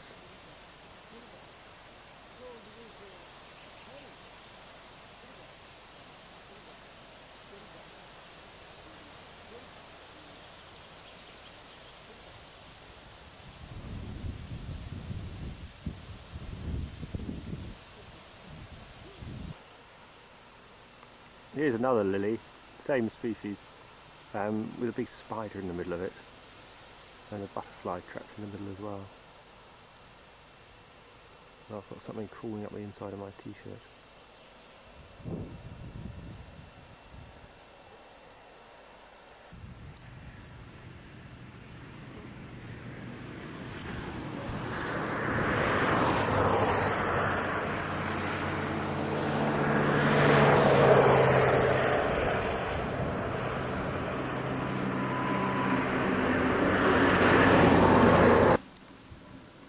This is Visia unijuga,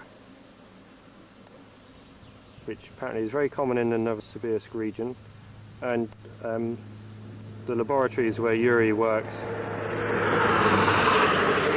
they study it. They take the leaves and do an analysis of the leaves, looking at the histone content, which is wrapped up with the nuclear DNA. I had to dredge back into my brain to remember what histones were. I think I studied them in the first year at university, which was about 9 years ago.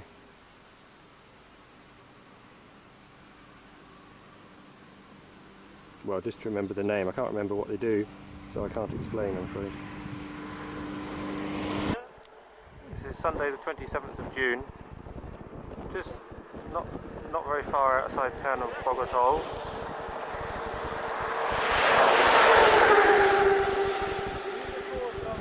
It's been a beautiful day. It was raining first thing, but it's cleared up.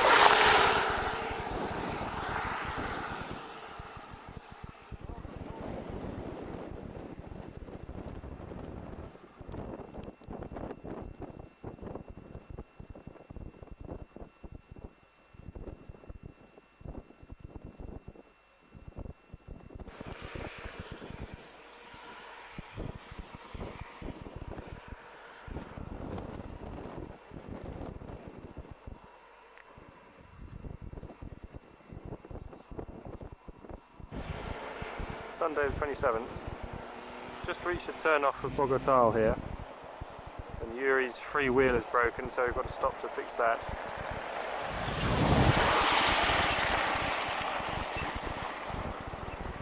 He got a lift. He couldn't cycle up the hill that we've just come up, so he got a tow off a car.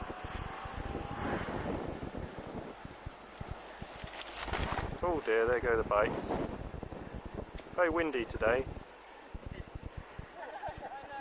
Что ты хочешь сделать? Отрезать, что ли? Нож. Что, отрезал?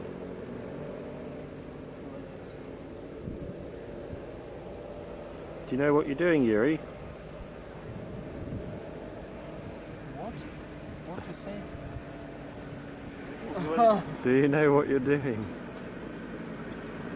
Yeah, I know what I what I everywhere my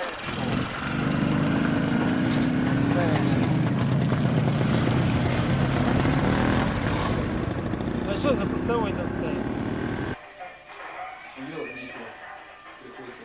This is in a hotel room in Bogotá. Michael Jackson on the radio. Lemon tea being drunk. Fresh pastries with blackcurrant jam. Delicious. В обыденную жизнь вставляешь же научные слова.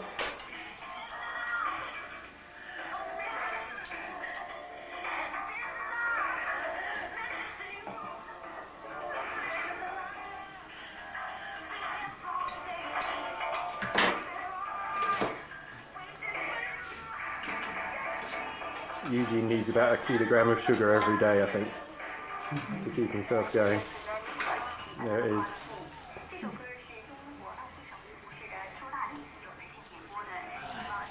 Что это мора?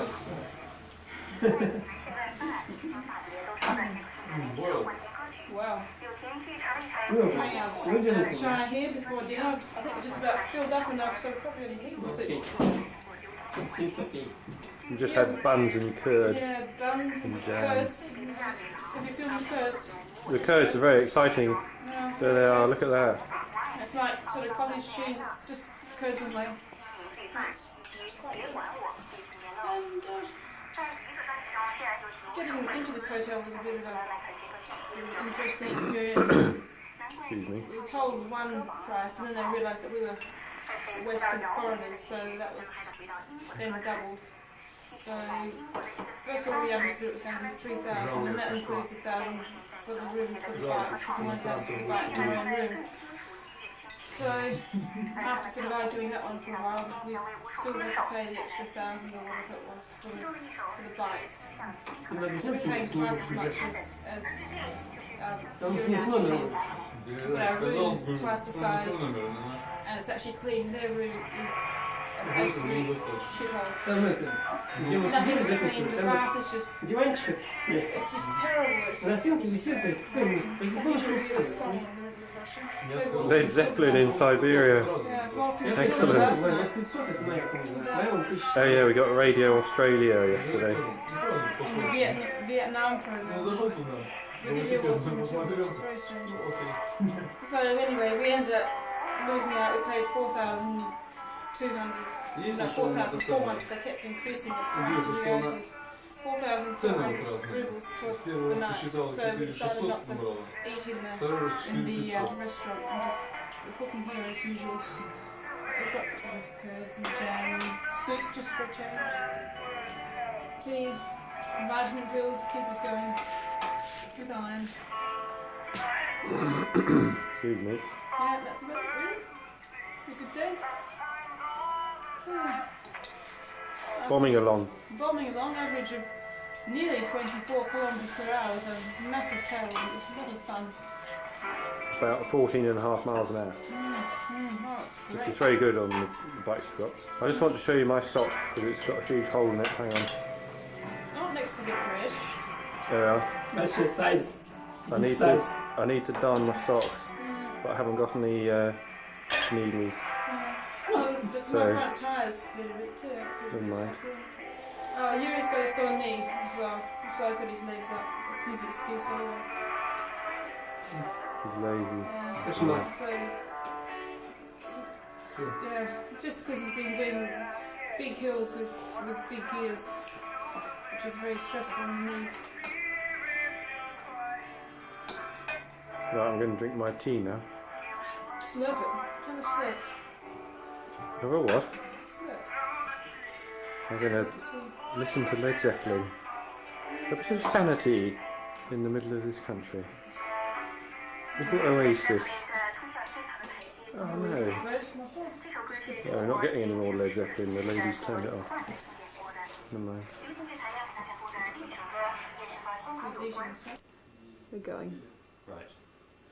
Okay, this is just a quick update on the beard situation. 3 weeks old today, this. And what I've done today is I've just shaved these bits here, just to give it a bit more shape and to try and make it look as if it is supposed to be on my face rather than if it's just 3 weeks of neglect. So I just thought you'd like to see it. Profile view there. Yeah. So emphasise, brings out the cheekbones a bit, emphasise the cheekbones, show the nice sort of slightly gaunt expedition features there. Quite good. I might get rid of this bit. Criminal. No, I'm not. Might get rid of this bit down here, just to tidy that bit up. Don't cut off your Adam's apple. And then, I've nicked that before now. Blood all over the place. That's it really. I just thought I'd tell you about the beard. Okay. This is Monday the 28th of June. In the town of Achinsk. We've just bought the train tickets down to Abakan. We just had lunch in the Stolovaya near the station, where they had some delicious, very fresh, still warm bun, well, like a huge long bun filled with jam, about the size of a loaf of bread. So polished one of those off. No trouble at all. Arrived here very quickly this morning. Good tailwind. Average speed just over 15 miles an hour, which is the fastest average speed we've had. It only took, I think it was 3 hours and 5 minutes or something. So a short morning's ride to get here. But we're bombing along. Well, we had to get here in time to catch the train. But I think we were okay because the train timetable was all run on Moscow time. So we had 4 hours in hand. But that's okay, it took ages to queue up and get the tickets. We've got time to relax here in this wonderful wooded park in Achinsk. We've got a couple of hours, 2.5, 3 hours before the train goes. And it takes 11 hours, I think, to get down to Abakan. So that'll be overnight. We arrive at 6 o'clock in the morning down there. And we'll have a day off in Abakan and then we'll set off around the Sayan Mountains the day after tomorrow.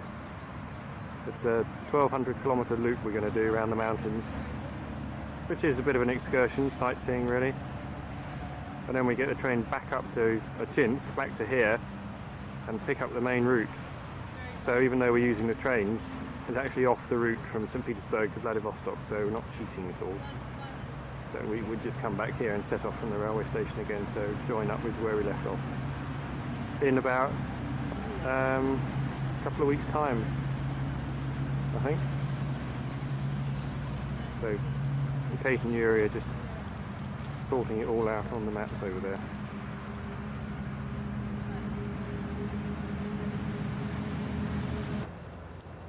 This is Eugene's preferred afternoon activity, to encourage him to get on his bike there after lunch.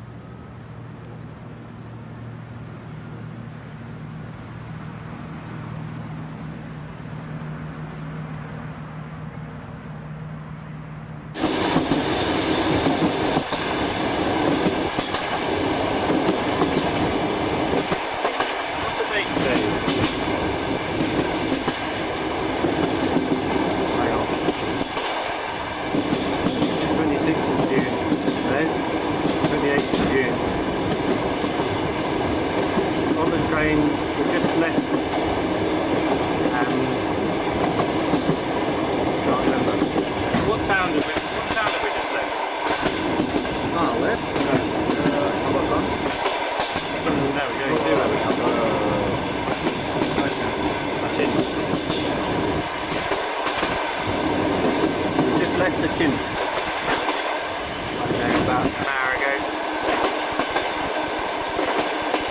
On the train south. Round towards Abercorn. Takes 11 hours, getting there at 6 o'clock tomorrow morning.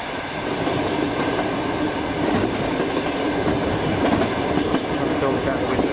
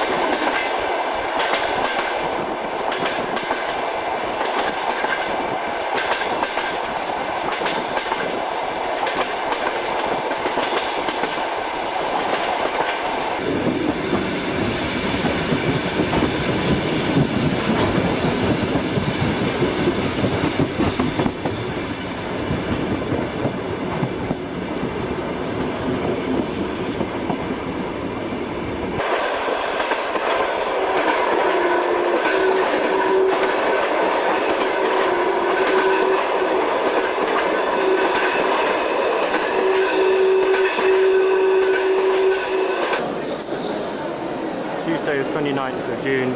This is in the market hall in Abercorn. I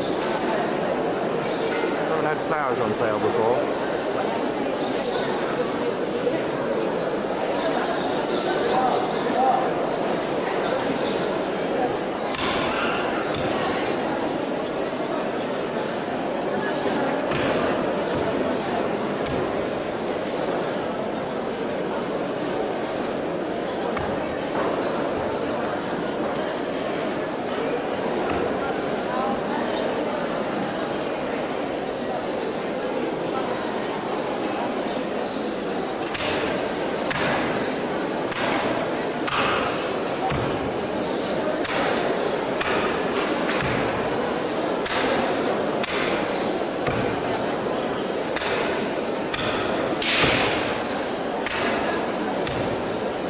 They don't send people to salt mines anymore.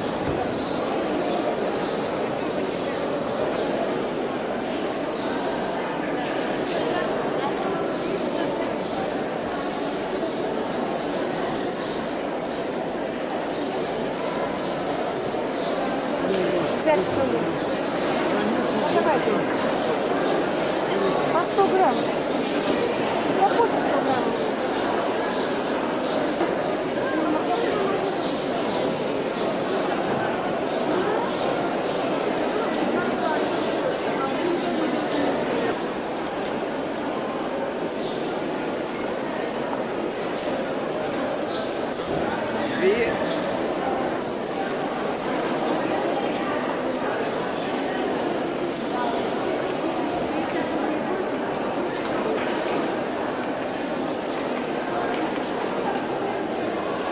Get out of my shop.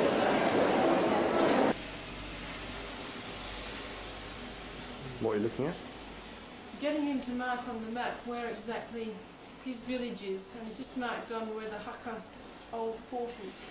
Person thought if it's possible, we might have to try and visit it tomorrow. It looks like it's about 50 kilometres from town, from Abercorn. My village, exactly. Exactly This there, place. just off the road, off the main road. Okay. This place, Kirba станция. Kirba. Kirba. А здесь, до Кирбы не доезжая, переезд будет. Написано Трояков. This is my village, Трояков. Troyakov. No, writing? Yes, just write on there. Near train station. Troyakov. Tрояков. This is my village. Now empty. This is place before Tрояков. This place lake, yes. Lake 32 kilometer. From Abercorn. 32 kilometers from Abercorn.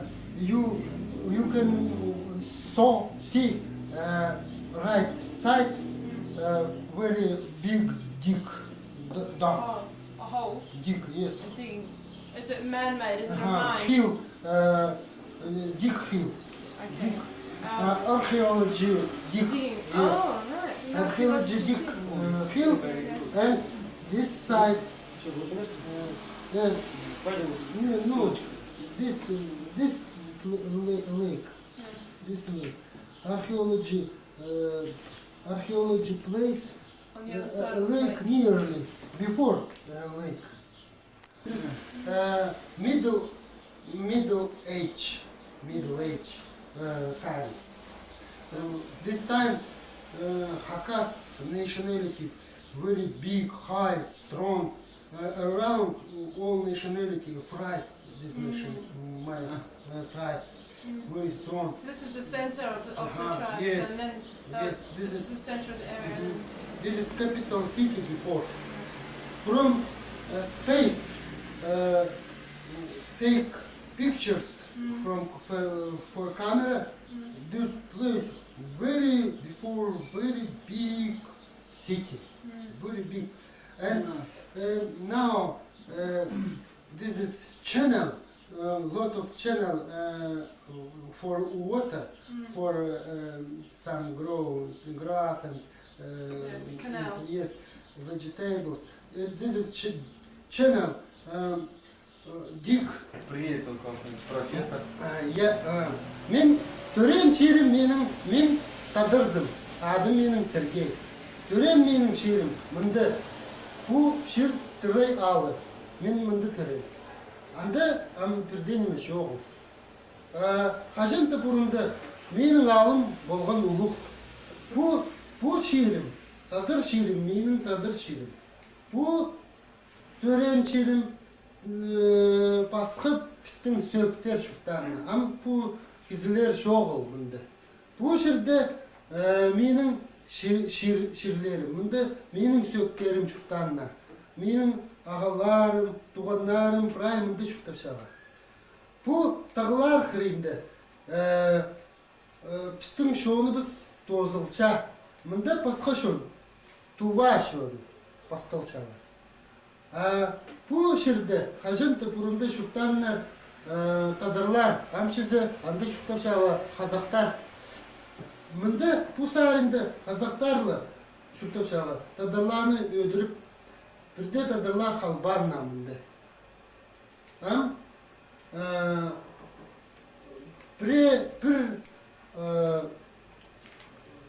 Bir алай 200 жыл болған қайдада ұлықша.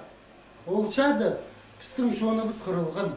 Ам шизі, біздің шонымыз қайдада шижек қалған. Пүл жыл болышың шоннаға жыл, бірде бізге болыспен жалы. Біздің шонымыз ам қырылша, күннің біздің тадырлар арағы ішіп шала, аның оланы өтір шала, бірде қалбин жала. Тозылзы біздің шонымыз қалбаста бірде тіліміз, қалбаста біздің бірде неміз ұрлар, шоқтар қалбаста. Ол қорғыстық шыл. Бізге бірде полыспин жалы. Прай bu ağladı, şurtup şıtkan tadırlar, pray kırılca barıp bu ağbınza barıp, Kızılcaza barıp, şiitçon bir de ağladı şurta binca, başka şirce barıp şey, hal binca. Am men başka karnada şörüp, mında kildim, am tutuşam, tüşem полыспирне пистің бастықтаның сұршам, полыспирне пистің шоңымызға арағы матып шипшала, полыспирне. Олар бірде полыспин жала піске қазақтарымызы. Аның тадырларының үшін қажын тұдышазың. Мені екі қати тұсалы өдірбенне. Туры қырымды мені тұдубал атығытқанна мұлтықтар қазақтар. Ам bu жерден шүгүрүздім. Қайда қорғыстық. Англия кізілерге қайдада алғыстып шам. Ол Англия кізілер қайдада мақтап шақсы кізілер. Мен приехажен бараманда Англияда. So can you say that in English now, briefly? I am Baltazhakov Sergei Zakharovich. This is Russian Zakharovich. My born place, this village, Troyakovo. My nationality language, Tyrrey. My nationality, maybe 15 tribes. 15 tribes have been before, maybe 300 years ago, 15 tribes. Now, rest remain maybe 4 tribes. This place, 2 big tribes now not exist, because when from west came Russian military soldiers, Kazakh, 3 years ago, have been big war. 300 years ago. Yes, 300 years ago, have been big war. In this war, half these tribes, to kill half nationality, half mixed with Russian soldiers and immigration, foreign, and North tribes very quickly mix one part, leave it this area in south place, travel in south place, one part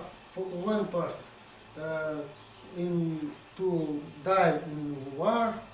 Now my tribes concentration, this is valley, river Abakan river. Abakan valley, very rich soil, very rich trees and grass for vegetables and for fruit, some fruit. This place, village, this valley, many years lived lot of population, change population, but only one roof. This is my nationality, Hakas. Still, this place, still. Lot of nationality, lot of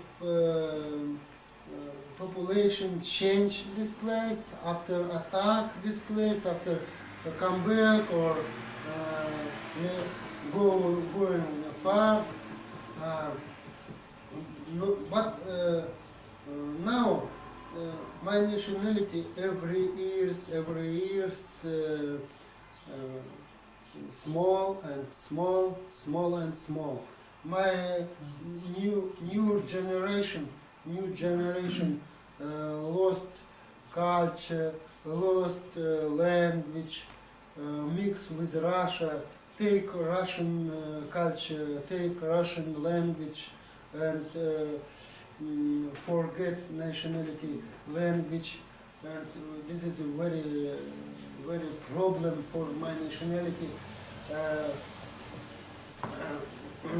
Very interesting place, destroy, and maybe soon, 1 year, in 1 years, or 100 years times, maybe soon, after 100 years, maybe my nationality nothing, maybe. Tell them about. Because- Tell them about the celebration that on the 3rd of July. Today, 29 Yeah. celebration 3 June. July. Yes, July 3 July celebration Matkeichik. Matkeichik, this place, mountains place, gather all my population and celebration, big celebration, bone with stone, bone with, before sun, before bonfire, and shaman dance, will dance, Yeah. shaman and sun, something sing, Sing songs. something sun, sing something sun. It will be in night or in day? All day. Yes. This, if you will go from Eskis step this place, can you see this place? Very holy place, between mountains. One pillar. You can see pillar with different color bands. Bands. And this is holy, Hakas holy place. Every Hakas, my tribes, if travel nearly this place, holy place, every must bound this place, bound and say заклинание. Some speech before mountains, a special speech, and Magic speech. different, yes, magic speech and some dance. And, very interesting place. You can see this place. After very interesting place, this place 32 kilometers from Abakan, very interesting place. Before many years ago, this place have been big town. Many people live in this town because now scientific people make pictures from space. This is big town, have been capital city, my nationality, Middle Age. My nationality, Middle Age, have been very famous because this is place in valley have been high culture and communication with China country and with Wizant country, with Wizant, Wizant. And with India. Yes, with India. One Hakas woman have been wife very famous Wizant chief in nearly king, very big chief. And many years ago, Hakas nationality don't not have been stiller, chief, thief.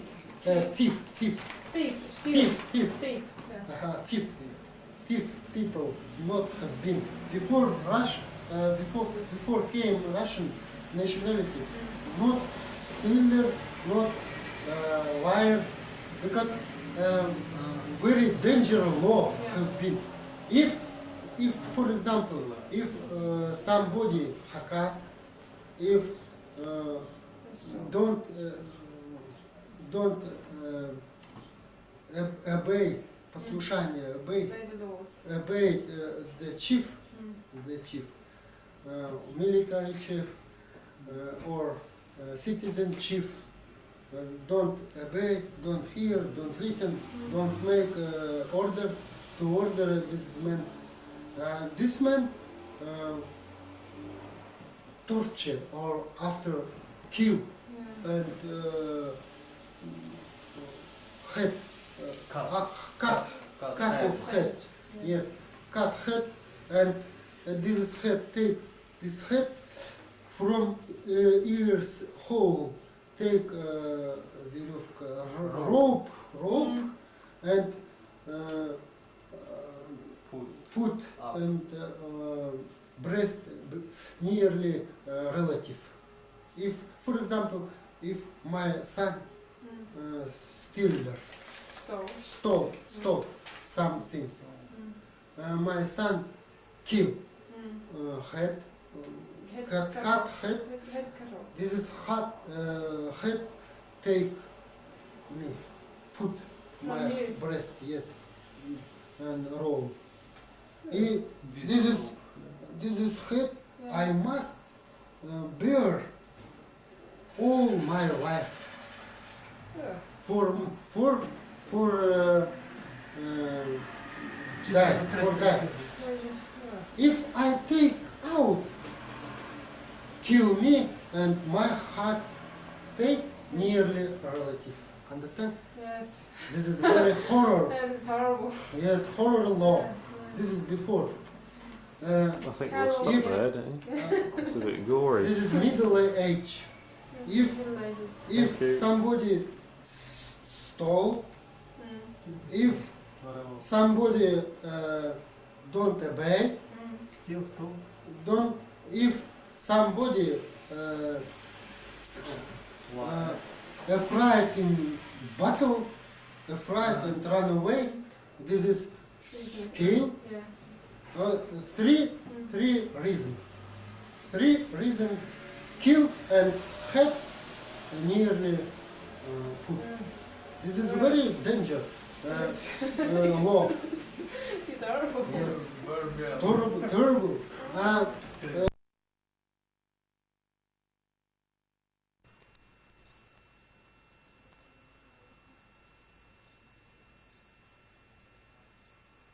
This is the 30th of June. We've just done just over 30 kilometres out of the town of Abakan, setting off on our little loop around the Sayan Mountains. And we're in the big valley of the river Abakan, and currently looking east.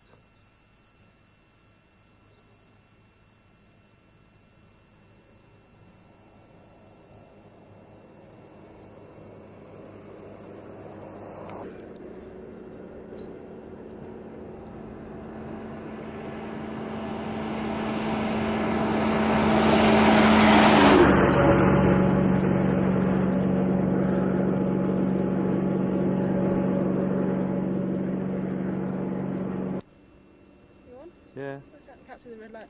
Okay, well, we've done about 33 kilometres out of town, and this is where Sergei had dotted on our map where his village that he was born was in is. And we're trying to find it. It's not actually marked. There's a few little tiny villages around, and so what we thought we'd do is just go up to the next village, which looks like it could be where his dot is, and we'll just ask there and see if they know about the town. Krasnoyarks, I think it is, but I'll have to check on that one. So we'll just go up there about a kilometre up the road. Apparently the village was deserted, as he mentioned last night.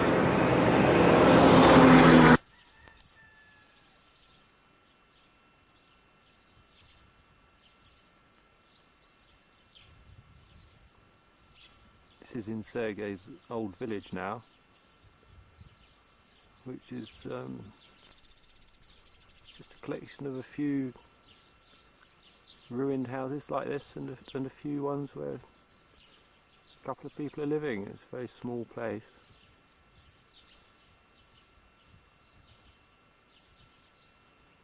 Not much going on here at all, really.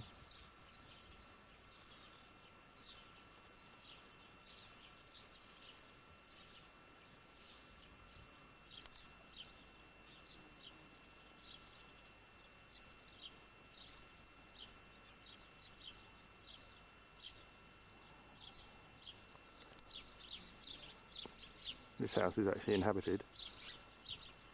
Yuri's just around the corner chatting to the old lady who lives there. I'm just going to go and see if I can film her.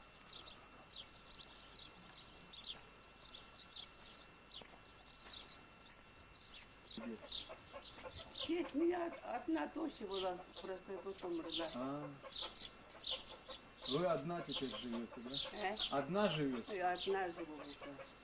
Они обохами пеки, помощь. Понятно. Yuri, what's the story? Huh?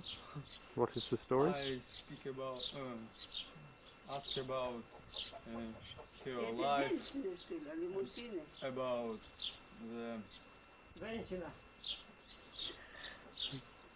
Женщины, похоже. about any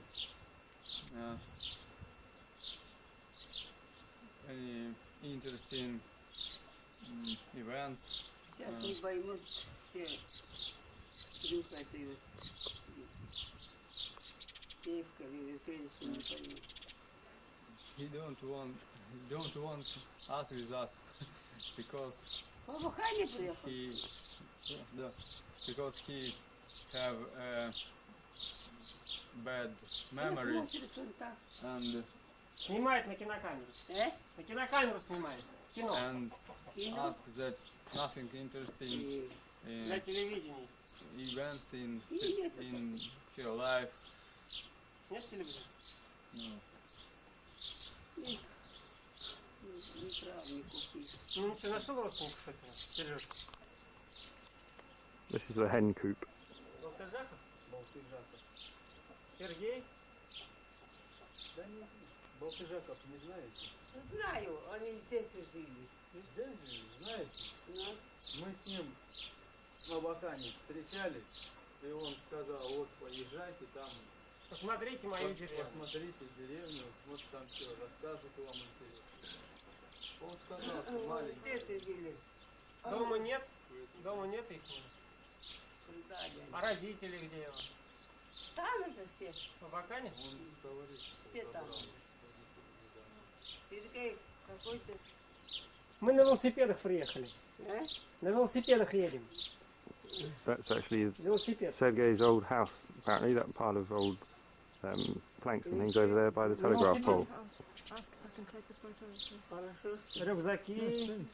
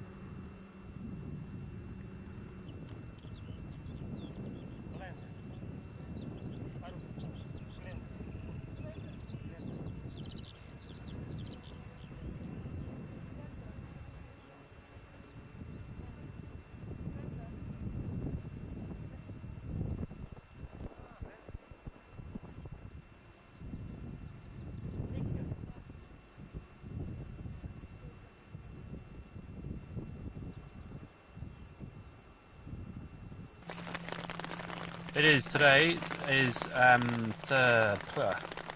again. I always get that wrong. Right, it's the 30th of Yeah, June. right. Well, here we are. It's the 30th of June, Wednesday, 30th of June. 2 months gone. I'm not too sure just of the total distance for the second month, but we've done just about 80 miles today, which is 130 kilometres, more or less, something like that. We left Abercarn. The road's been really flat. We've been following the Abercarn River, so it's been really flat all day. And for me, it's been like how I thought the steppe would be, really, sort of classic or Mongolian. We're very close to Mongolia. It's only, I don't know, 500 kilometres south or something, or a bit less. Very close. I'll be there right on the border in a few days, and have this impression of a big expanse of flat grassland stretching away with big mountains, big sort of rim of mountains all the way around, which is what I thought the steppe would be like a bit. And we've had that today in places absolutely beautiful. No trees, and just big flat sort of escarpments coming down, and big flat areas of grass. You can see towns sort of in the distance. Brilliant, really, really beautiful. But very flat. We've been following the Abercarn River, and so gradually, I presume, coming uphill gradually. And tomorrow we're going to be up in the mountains. We've got a big pass fairly early on, within the first couple of hours tomorrow, I think, first 2-3 hours, and then we go down the other side, big descent into the town, into Abazan. So that's the start of the mountains properly. We've seen them around us today, but we haven't been in them at all yet. So after about, I don't know, 35-36 kilometres out of Abercarn this morning, we managed to track down the village, which is called Troyakov, where Sergei, the Hakas chap, these Hakas people, his race, who lived here originally, we managed to track down his village. There's only about 12 houses there now, which is a bit sad. We found an old lady there she's 80 years old. She's lived there since 1948, and she knew Sergei's family and showed us where his house used to be, but it's just broken. It's just ruins now. It's just a pile of wood on the floor. So we went and had a look around there for a bit, and then we set off. Just kept going, really. Yuri had another bit of mechanical repair work to do on his bike. I don't know if he hit a bump or something, but suddenly you could hear his wheels started knocking, and when that happened to me, it was because I'd broken a spoke. When it happened to Yuri just earlier today, it was because he'd broken 5 spokes all at the same time, which is a complete disaster. Well, they're on his back wheel, but fortunately it was the side the other side from the gears, so it makes it much easier to fix. So I did a bit of crossword puzzles. We were sort of trying to chuck stones at trees and things, filling in time. We were there for about some stretching on the road. 20 minutes over, stretching out on the road, watching out for the lorries. A bit dodgy. And then we just carried on, and here we are.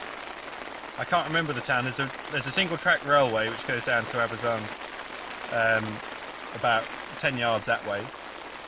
Hopefully there won't be too many trains during the night. The Abazan River is just about 400 yards that way. Abercarn River is about 400 yards that way. We went to have a look there first, but there were so many mosquitoes that we thought, don't really fancy that. There's quite a lot here, but it's better than over there. What else? So next to a farmhouse. Next to a farm, railway station just here, so we can get water, which is good. It's raining. And we're in the tent, filming in the tent tonight because it is absolutely chucking with rain. We were dead like you could see it coming closer and closer, huge black streaks of rain. But we got the tents up in time, and it's just blowing over now, so I can see the sunlight coming in through the window. So it's getting better. It's just easing off, and then we're going to get out and cook. And tonight, just for a change, we're going to have soup. We haven't had it for a couple of nights, but that's because we haven't been camping for a couple of nights. So getting back into the culinary groove, and we're going to have some soup. And then we're going to have some rice pudding, because I'm a bit fed up lugging this huge great bag of rice around. So we're going to have rice pudding. And that's about it, really. So tomorrow off into the mountains proper, which will be good. And hopefully we'll get as far as the town where Sergei's friend lives, and so we can go and meet some more genuine Khakas people and find out a bit more. And there's loads of standing stones, that's the other thing. There's lots of standing stones, only small ones, especially along the last few miles, just back here. There's loads of them, all in the... It's a really flat, like, floodplain thing. There's loads of them, and then just outside Sergei's village there are some burial mounds, which we've seen a few more of, with a ring of stones, or like 5 stones around each one. But there's loads of stones all along here. It's quite eerie, really. It's the whole landscape is it's very evocative. It's like Scotland, really. Well, Scotland, or it's like these fantasy. Well, as far as I'm concerned, medieval fantasy films. You expect Arnold Schwarzenegger to come in his sort of hide loincloth with his 10-foot-long broadsword, come galloping across the plain with all these maniac hordes behind him, and then he just kills them all, and then Grace Jones pops out. But it's that sort of landscape. It is very evocative, with especially the light we had, with the storm coming, the dark clouds, the sunlight, the standing stones, everything. It was brilliant. Love it. Okay, that's enough because I'm just not very comfortable. Yes. Bye. Bye.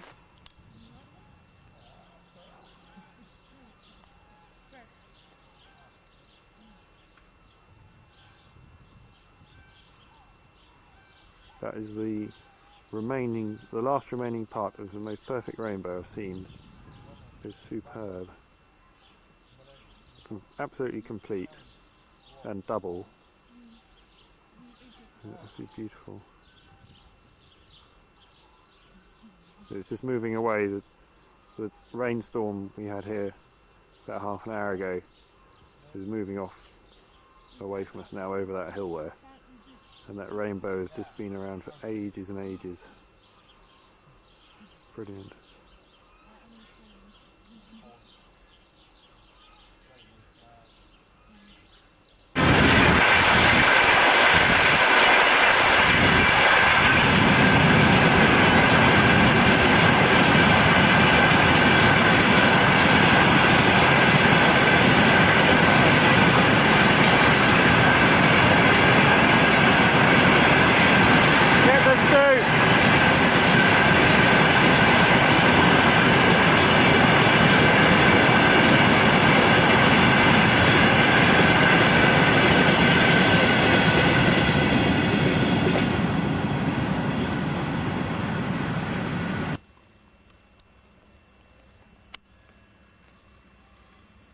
Thursday the 1st of May. Sorry, 1st of July. What am I saying? Going back in time.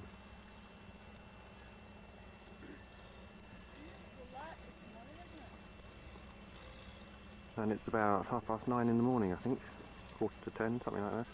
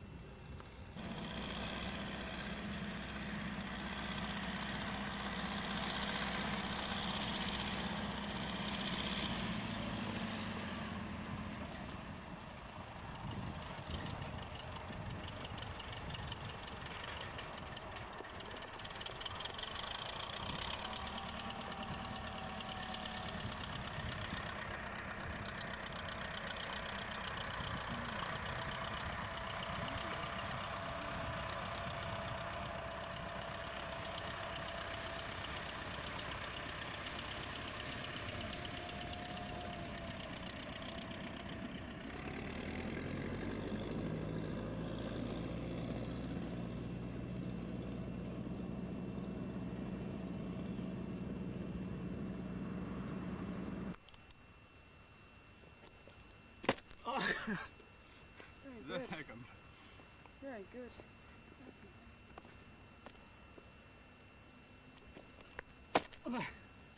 No. Ну хватит, ноги ставь. Не ноги, тает. Not bad. Legs tight. Not good. Не надо. It's good for us. Oh, no I good. couldn't do that. Thursday, 1st of July, in the town of Tashti. About 11 o'clock in the morning. Just having a rest here before we tackle the first major pass of the Siberian mountain excursion. There's still snow up on the top of the highest mountains here. I don't think we get that high, but obviously it will be a lot cooler up there than it is down here. I think we've got about one major pass and 2 serious climbs to do today, if we get as far as we originally intended.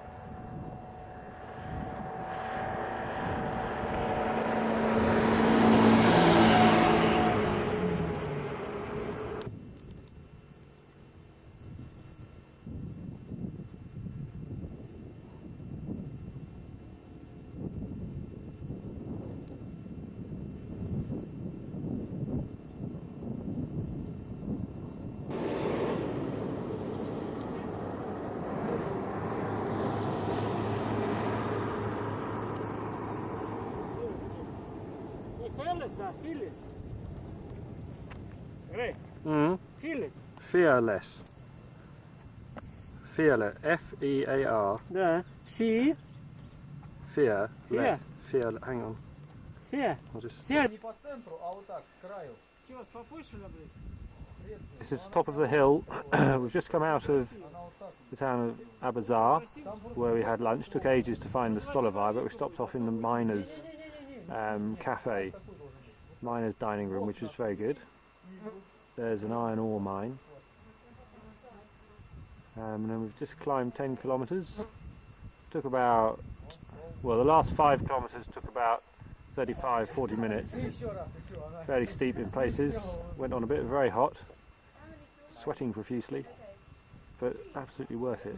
It's superb. Oh, very good. Bit of snow on the peaks over there. And we've got one more pass to go today, which apparently isn't so bad. It skirts around the mountain a bit rather than going up and over so directly as this one has, which is just as well. Yeah. Yuri got a tow up here, hanging onto a lorry, and then at the top he was presented with some fish to eat, which is absolutely delicious.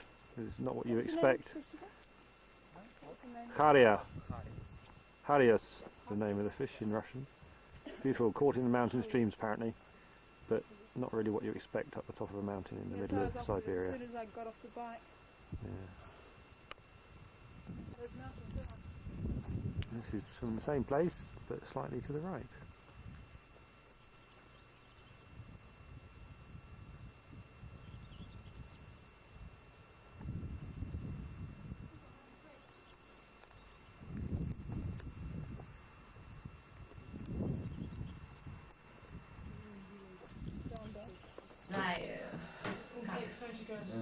Make picture.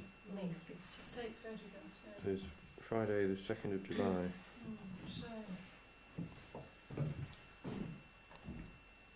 In the office of the forestry people who run 600,000 hectares of forest around here.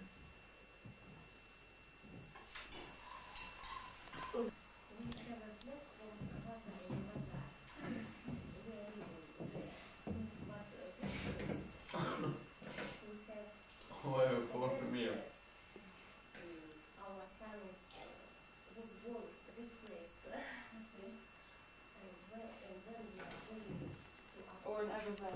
Abazar or here. Here, this place. Do you live here mostly then? You must live. We're going to work and live this place. And holidays, Abazar. Huh? In holidays. When you rest. Yes.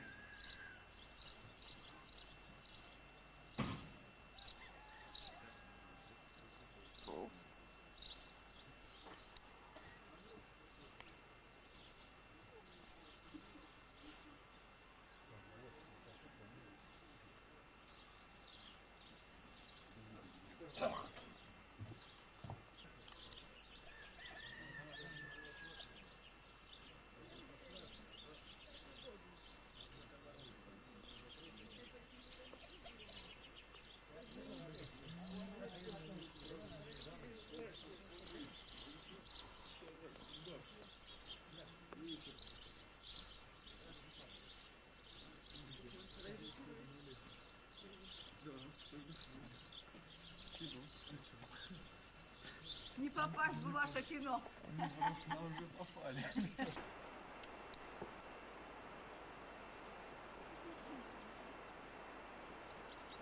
It's Friday the 2nd of July, I think.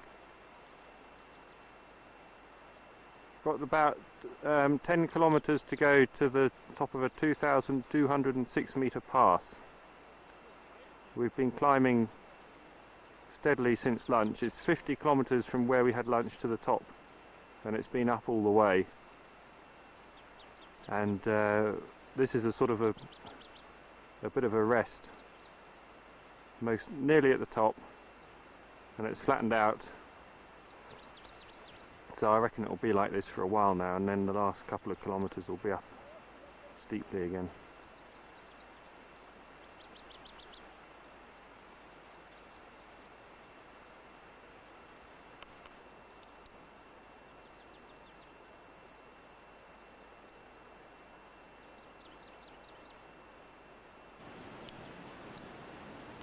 Friday the 2nd of July.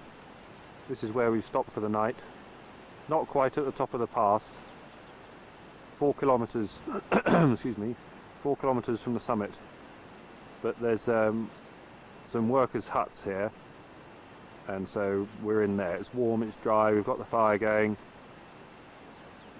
So, and there's just been a bit of rain and we were having serious energy shortages, so we pulled in here for the night. This is looking back up the way we came earlier on. Bit of snow still up on the top of the hill there.